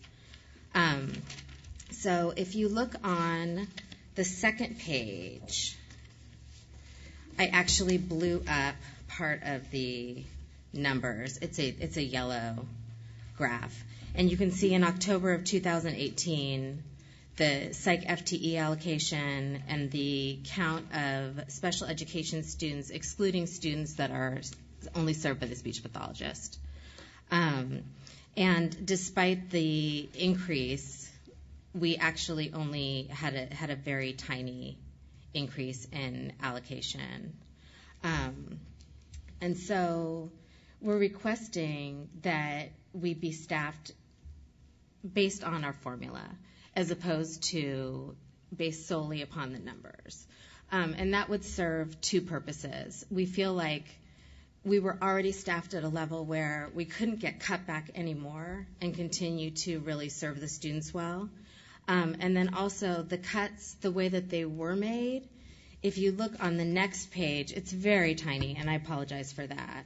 But it has the FTE that is that we would recommend based on our formula. And then in the next column, it has the district allocated FTE. And then in the third column, you can see which schools are losing FTE based on that. And if you look through it as a group, if you have a chance, I think you'll see that it's all the schools that we wouldn't want to lose support. They're the schools that we've really been working toward supporting the students there. And we don't feel like the cuts, and especially the way that they were made, are in line with any district goals or initiatives. And we would urge that it be reconsidered, especially given the length of time that they'll be in place for the next 3 years. Did you put this chart together here? No, actually, some of my lovely colleagues did. I helped with it, but I did not. They're right in the back there. It's very useful. Thank you. They do a very good job. Do you guys have any questions about that before? I know it's a lot of information, so we tried to break it down, and the first page really has the allocation of FTE that we would like. That isn't an increase. It would be based on continuing to staff us at the same level. It has some information about cuts that were made to different psych programs over time that we think would make sense to go back in. Like early intervention, for example, doesn't have a psych allocated to it right now, which makes no sense. And then all the numbers. Yeah. Oh, thank you. Thank you.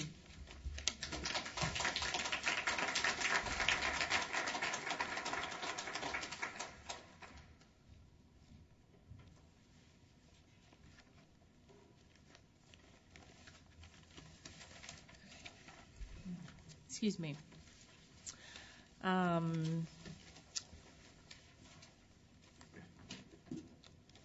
Do we have any other questions regarding the SIA application? Any questions of staff or board discussion? I had a couple questions. Okay, actually, I don't think we moved this, did we? It's getting, we did. Excuse me. Okay. And proceed, Director Brim Edwards. So I was just looking for a clarification of the process, so that I think for the community to understand kind of what the multi-stage process. And I had a conversation with the superintendent earlier today about this, because I think there's a lot of people who have been working for a long time on school funding, and this is like the first probably significant increment we've had in the last 20 years. So just a clarity on the process. So the application gets submitted, I guess, right after Salem's.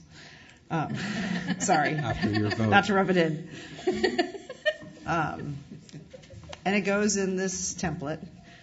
And can you explain the process? And I guess when it's going to, at a certain point, it's going to come back. And I think people would want to know, like, once we submit it, is this it? Or say after they've looked at it and they say, you know, we're good for the 80% of this, but this is the 20%, then we go down to the Tier 2 list. I've got it right in front of me, but I guess I'm looking for more. And I know it's this year it's a little bit of a work in progress, but I'm wondering if you get a preview, because I think once we send things down, people will want to know, well, is that it? What does it specifically look like? So maybe to the best of what we know. I think it's probably the qualifier. So after the board approves this tonight, that's presumptuous on my part, right?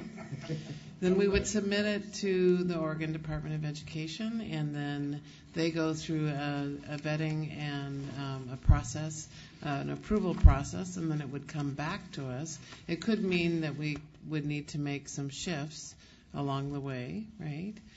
To get to that approval process with ODE. And then we bring that ODE approved application back to the board for review and then approval a second time. Okay, and that it should be done prior to June 30th, but we just don't, with the Oregon Department of Education, it's the first time for them, it's the first time for us. This will become a routine as we go forward. So what is going to get submitted? I've lost my chart, but you know what I'm talking about. This one right here. So what gets submitted The 4 components that we have posted to the website, yes. So this pretty much is, once we approve it tonight, this is what's in it. So I guess I have. So are you asking about like Tier 1 and Tier 2? No, I'm assuming it's all Tier 1. Yes. So nothing in Tier 2 is in there. Correct. But if anybody has asked for anything else and it's not in the current document, once we vote tonight, that is the proposal. That's what we're submitting to the state. That's correct. And then if there, one of the things that we want to be sure of is because they give us a certain period of time to spend the funds, the Tier 2 is there in place in case there is a position we can't hire or there is some other circumstances that shift. And then we need to have a second tier to make sure that we spend every dollar available to us by the deadline made by ODE. So that's the purpose of the Tier 1 is the proposal. The proposal. So say they say $3 million of it, like we're not going to approve that, or for whatever reason. What's the process to go into Tier 2? Does it come back to the board, or is that an administrative staff function? So the Tier 2 it's an administrative staff function at that point, because we'll need to monitor this all the way through June 30th, because we will be tracking expenditures, really looking at it at a quarterly basis and seeing if we're on track and making sure that as resources become available, because maybe someone took an unpaid leave for a week and then you have a little bit of dollars there. We're going to make sure we buy some materials out of those dollars, something that's on our list, so that we make sure we don't give any of the grant back. We want to make sure we spend all the dollars on our students. And I do think it's worth saying that, we had a work session on this proposal and went through all the elements. Now it's coming to the board for approval, but this is also a precursor to our ordinary budget process. Mm-hmm. And we haven't talked about the nuts and bolts of that, but I'm hoping that in our budget process we will be able to see what resources and what recommendations tie back to the to this proposal, so that we are differentiating our general fund resources from the Student Success Act dollars, and we can take another run at things that we think we might not have gotten quite right, just as we do, not in this proposal, but just as we do every year in the budget process. Take into account the supplemental commitments we made and where we might still have needs, even though our school staff have gotten their initial staffing allocations. Thank you, Director Moore. I was going to say allotments. I'm like, that's not quite right. Anyway, so there's still process to come, and there's still decisions to be made and priorities to be discussed as a board about our general fund resources. These are all good questions. I can assure you the staff is on top of details and rules and guidance as quickly as they come out, or even when they're not even invented yet. Some of our staff is in the audience because they're in constant communication with ODE. This past Friday, I was participating along with my colleague superintendents around the state with ODE and Deputy Superintendent Colt Gill, who gave us a little bit more real-time information about where they are in this process. They're building and flying as much as we are, given this infusion of resources, and what they're doing now is interviewing for a cross-section of folks to serve on these review panels. So they will take a look at our documents that we are submitting, all the ones that are posted publicly, our narrative, our spreadsheets, the idea of including the Tier 2 so that we can move with a little bit more expediency if, for example, we can't locate all the personnel or human capital that we're looking for, that we have some flexibility to make some adjustments. And, of course, we'll keep the board apprised when it comes time to thinking about making some of those adjustments. So we just wanted to get up at the top of the queue. So as those review panels come together, they've already identified a number of dates in the middle, not for a few weeks, in the middle to the end of March, and we hope to be in the first batch for our application to be reviewed. Of course, we couldn't help ourselves and already previewed it with many of the folks at ODE. So we think it's strong, and we look forward to whatever feedback they may have or clarification they might be looking for. So we're about as up to date and real time on this process as we can be, and we'll let you know as things become clear. I guess the reason I had questions is because we, at the work session, I think we had roundtables, but we didn't actually have an opportunity to ask questions. And I'm just anticipating, and I had a conversation before the meeting with Deputy Superintendent about sort of the time period between now and when the money flows out, because I know there'll be questions by the community like, where did all the money go? I mean, because people will perceive as it went somewhere else. And well, in our proposed budget document, we'll have, very similar to last year, and 2 pages for every school that shows all allocations regardless of fund, including the SIA funds. So you will be able to see by school what is allocated at every school. So that's great. And for example, here's the nature of my question. For example, there's a line item, add 26 FTE to reduce class sizes in grades 6 to 8. My question was, what schools are those 26 FTE going to, and will there be an equity formula?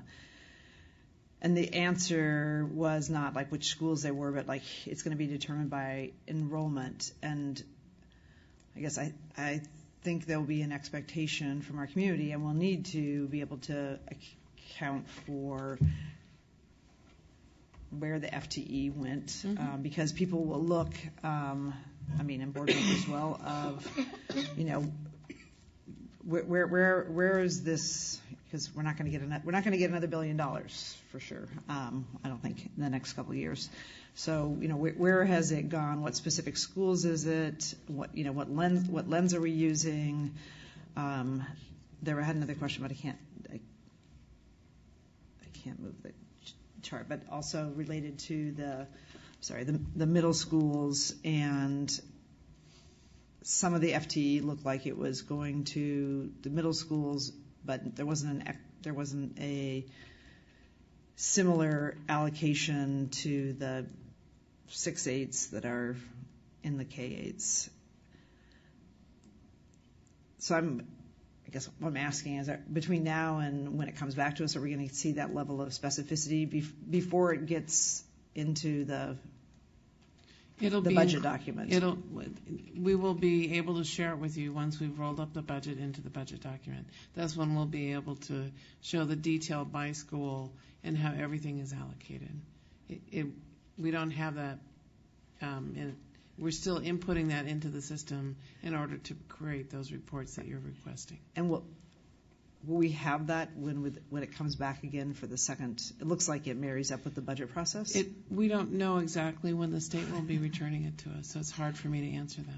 Yeah, I think they had back by June. Yes, you'll have the information before June. So I just think that we're going to be able to need to show that the money went to, I think, historically or currently underserved students. I had a question, and I don't think this is for you. It's about the social work. There is a significant amount of money for, it says social workers and social work activity or something like that. Is that for certified social workers, or what does that mean? It looked like it's not actually a certified social worker, and I'm wondering if we actually are. I'm just trying to figure out what we're proposing. Are we proposing all certified social workers, or is it certified social workers and something else? The way the way the wording is constructed, it doesn't necessarily sound like they're actually social workers, but it may be more community agents.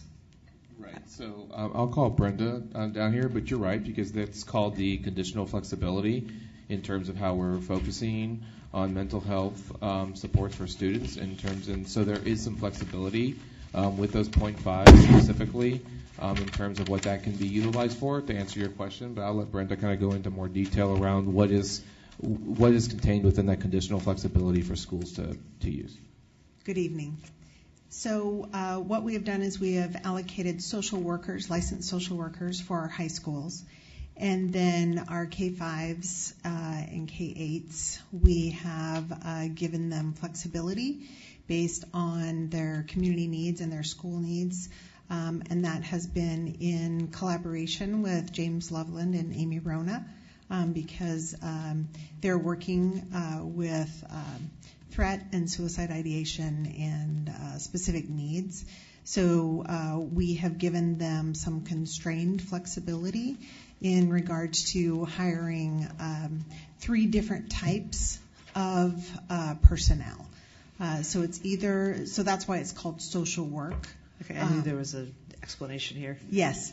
So it's either a licensed social worker. It is a QMHP, which is a qualified mental health provider. So that provides them a little bit more flexibility in looking at different needs that they have, or a counselor. So those are the 3 areas.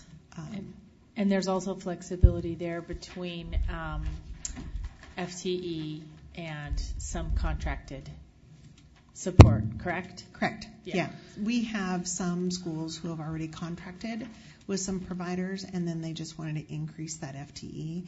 Additionally, like the superintendent had stated, we don't know for sure that we're going to be able to hire 42 social work type. We're going to beat Salem on that one. Yes, we are.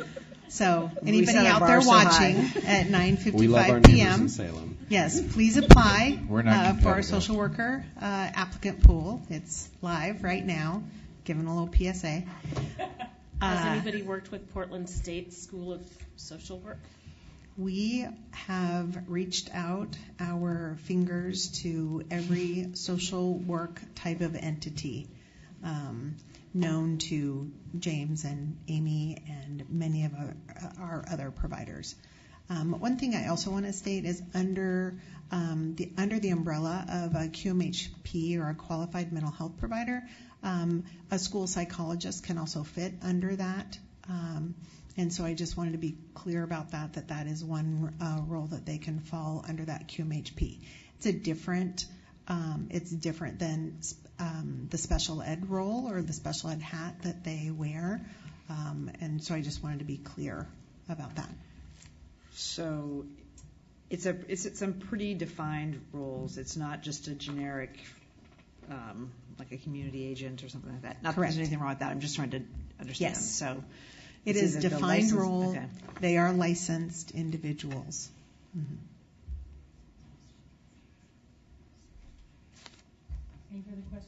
Any further questions? Anyone? From the board. But Renee, we appreciate your input. So not on this topic, but back to 6-8 or middle school. 6-8 is part of a K-8 or middle school. So there's a clear line item on the pilot project for middle schools. There's also a class size reduction for grades 6 to 8. Is there, again, we're still in a transformative process where hopefully we create more middle schools, but in the meantime, is there funding to address 6-8s within K-8s in terms of offerings? Well, we are dedicating a large portion into expanding elective offerings. Part of that, is there a line item on here that corresponds? 58. Yeah, Activity 58. I thought there was 52 and 58. And it's late. We're adding 10.5 FTE at 6/8 and K-8 in middle schools, as well as another line item for the 13 FTE in the 4 middle schools currently with 7th period.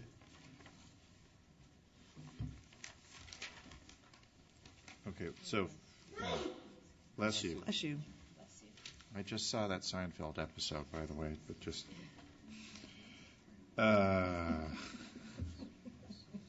Anyway. Are we still moving here? Sorry, I'm getting rummy. Okay. To answer your question directly, it's 10.5 FTE that would be spanned across some of our schools to help expand their elective offerings specific to their pathway offerings. So I just wanted to clarify because Director Brim Edwards seemed to imply that there wasn't a funding stream there, but there is. And I don't know if I misheard you or not, but. Well, it's hard to tell if you don't have the name of the schools and which ones they're going to. Well, that's not the. That's different from saying there's no money going there. Okay. It's different money. 26, and it's for grades 6 or 8 in K-8s and middle schools. It's the description. 10.5 FTE.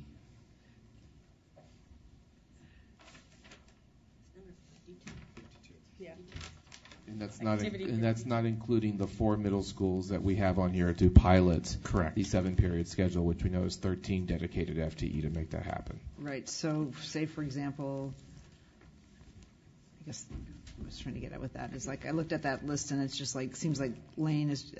I know it doesn't currently have the 7-period day, but just the kind of glaring example of a school that probably could use some additional support, and I'm just trying to figure out where they.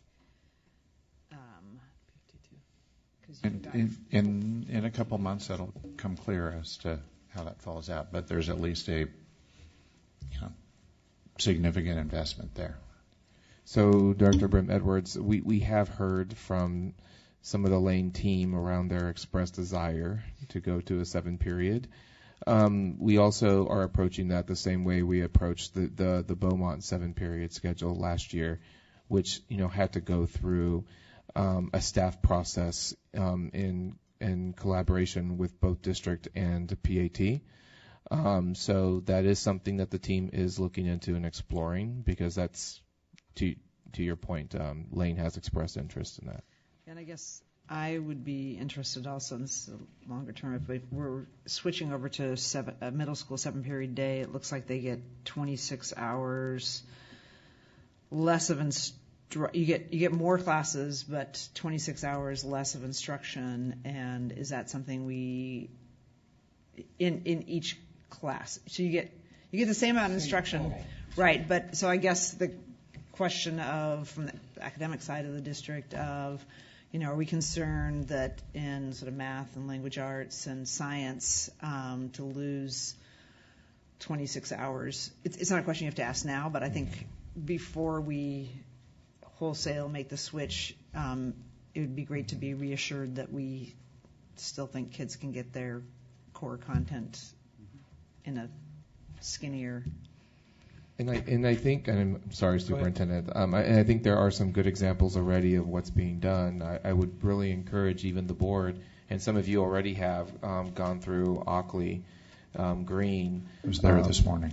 So, and just seeing the work that the teachers are doing and really committed to bell-to-bell instruction, how they've completely revamped their professional learning community structure. It's a very dynamic, collaborative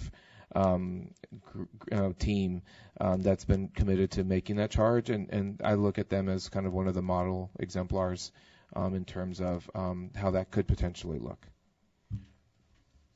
So all of it also aims to just be able to go a little deeper with personalizing the learning for our students. So there's another line item in here for 26 FTEs just for the comprehensives to not just drive down that class size, but it'll also result in sort of that increased learning time as well, we hope.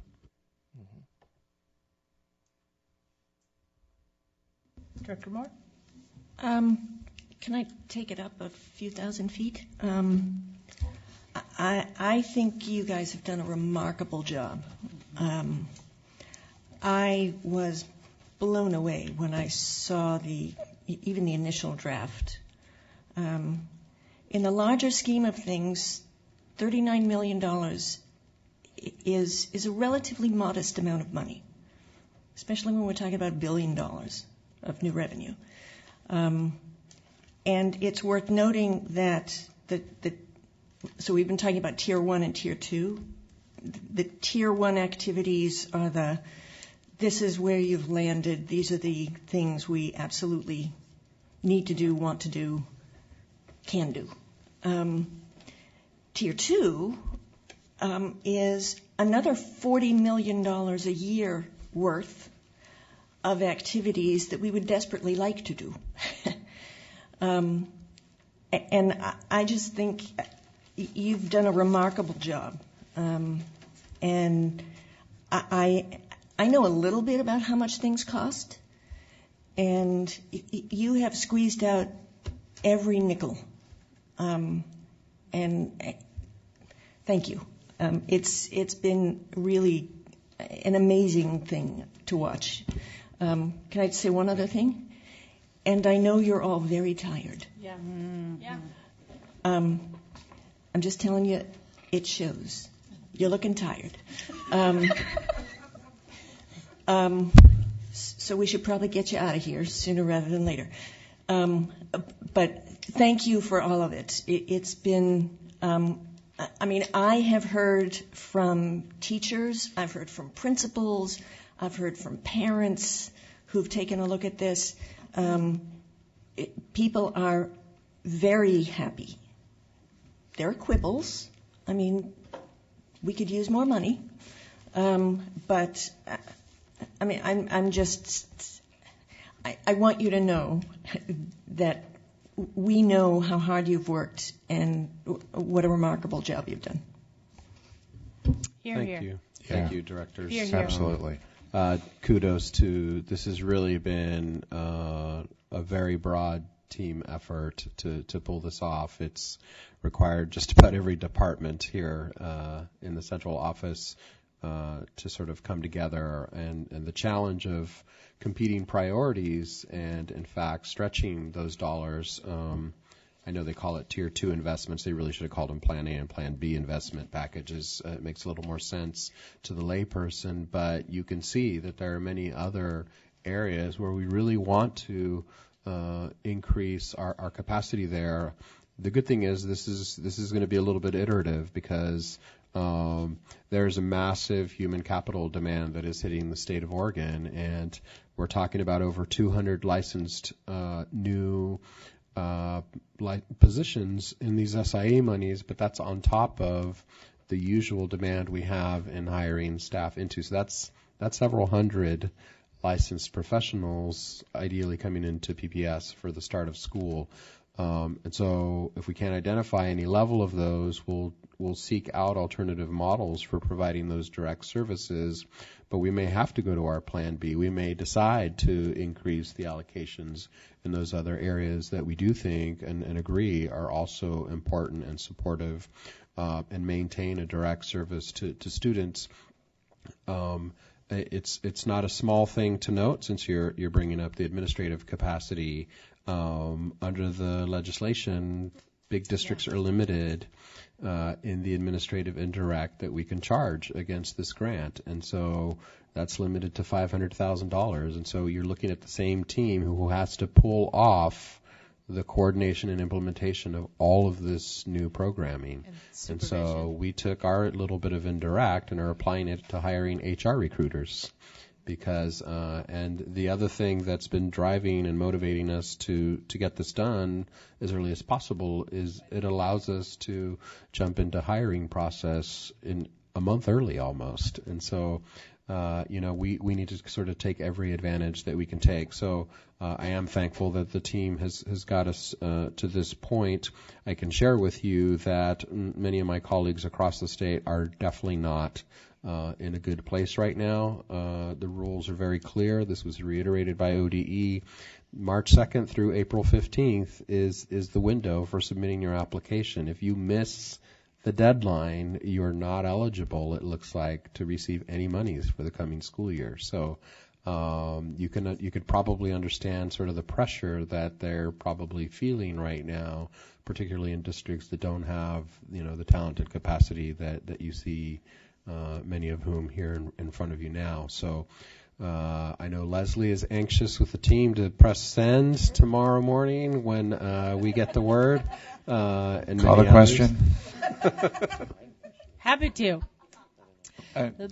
Just I thought thank you for literally. all your work, and also on top of that, having at the drop of the hat, having to come up with a coronavirus plan. Yeah. I mean, and probably some ICE stuff as well thrown in. And thank you. Not just a coronavirus plan for our district, but as leaders in the state supporting those districts, again, who don't have the staffing levels we do, by sharing our plans with them and offering resources. So thank you so much I know it's been a really busy weekend. Yep, and it was a weekend. The board will now vote on Resolution 6074. All in favor, please indicate by saying yes. Yes. All opposed, please indicate by saying no. Are there any abstentions? Resolution 6074 is approved by a vote of 6-0. Thank you so much again for this really Herculean effort. Thank you very much. Thank you, board. Really appreciate your support. Yeah. It's super exciting. Very quickly, I think we have one board committee report. Director Brim Edwards, did you have a MPG Design Advisory? I did, actually. The last week, there was both an Multiple Pathways to Graduation Design Advisory Group meeting and a Kellogg one. Really quick on the Multiple Pathways to Graduation. We had a meeting on the 27th and went through, just had a master plan update, went through some image boards, and excitingly, there's going to be the presentation to the next bond subcommittee meeting of the master plan, and so that will be coming to the board shortly. And it's been great to see all the different staff from the different schools and the different programs come together and build a building that's going to support very diverse students. So that's coming to the board shortly. Then the other group was for Kellogg. Hadn't met for a while, so they did a bit of a recap of what's happened in terms of the build, and they're running right on the nose in terms of the budget, so that's all's well. They're still looking for the fall of 2021 opening. It's going to be LEED Gold Standard. There were a couple instructional issues that came up about the number of students and whether it was going to be a regional special ed site, and whether that impacted the number of students, and that probably needs to get resolved before we decide the number of students. If we're counting on 675 students going in there, and it's going to be a regional special ed site, which might have some out-of-neighborhood kids, the board and the district are going to know that in terms of just planning for the boundaries, how many students you put in. And then the second issue that came up that is probably board related is mascot colors and a question about the Kellogg name. We continue to have some student activism around reconsidering the name. Just acknowledging the student activism around reconsidering the name for our newly constituted school. So we'll be attentive to that, and our district student council will be attentive to that as well. So no more Kellogg, Tony the Tiger. All right, with that, thank you very much, everyone. We are adjourned.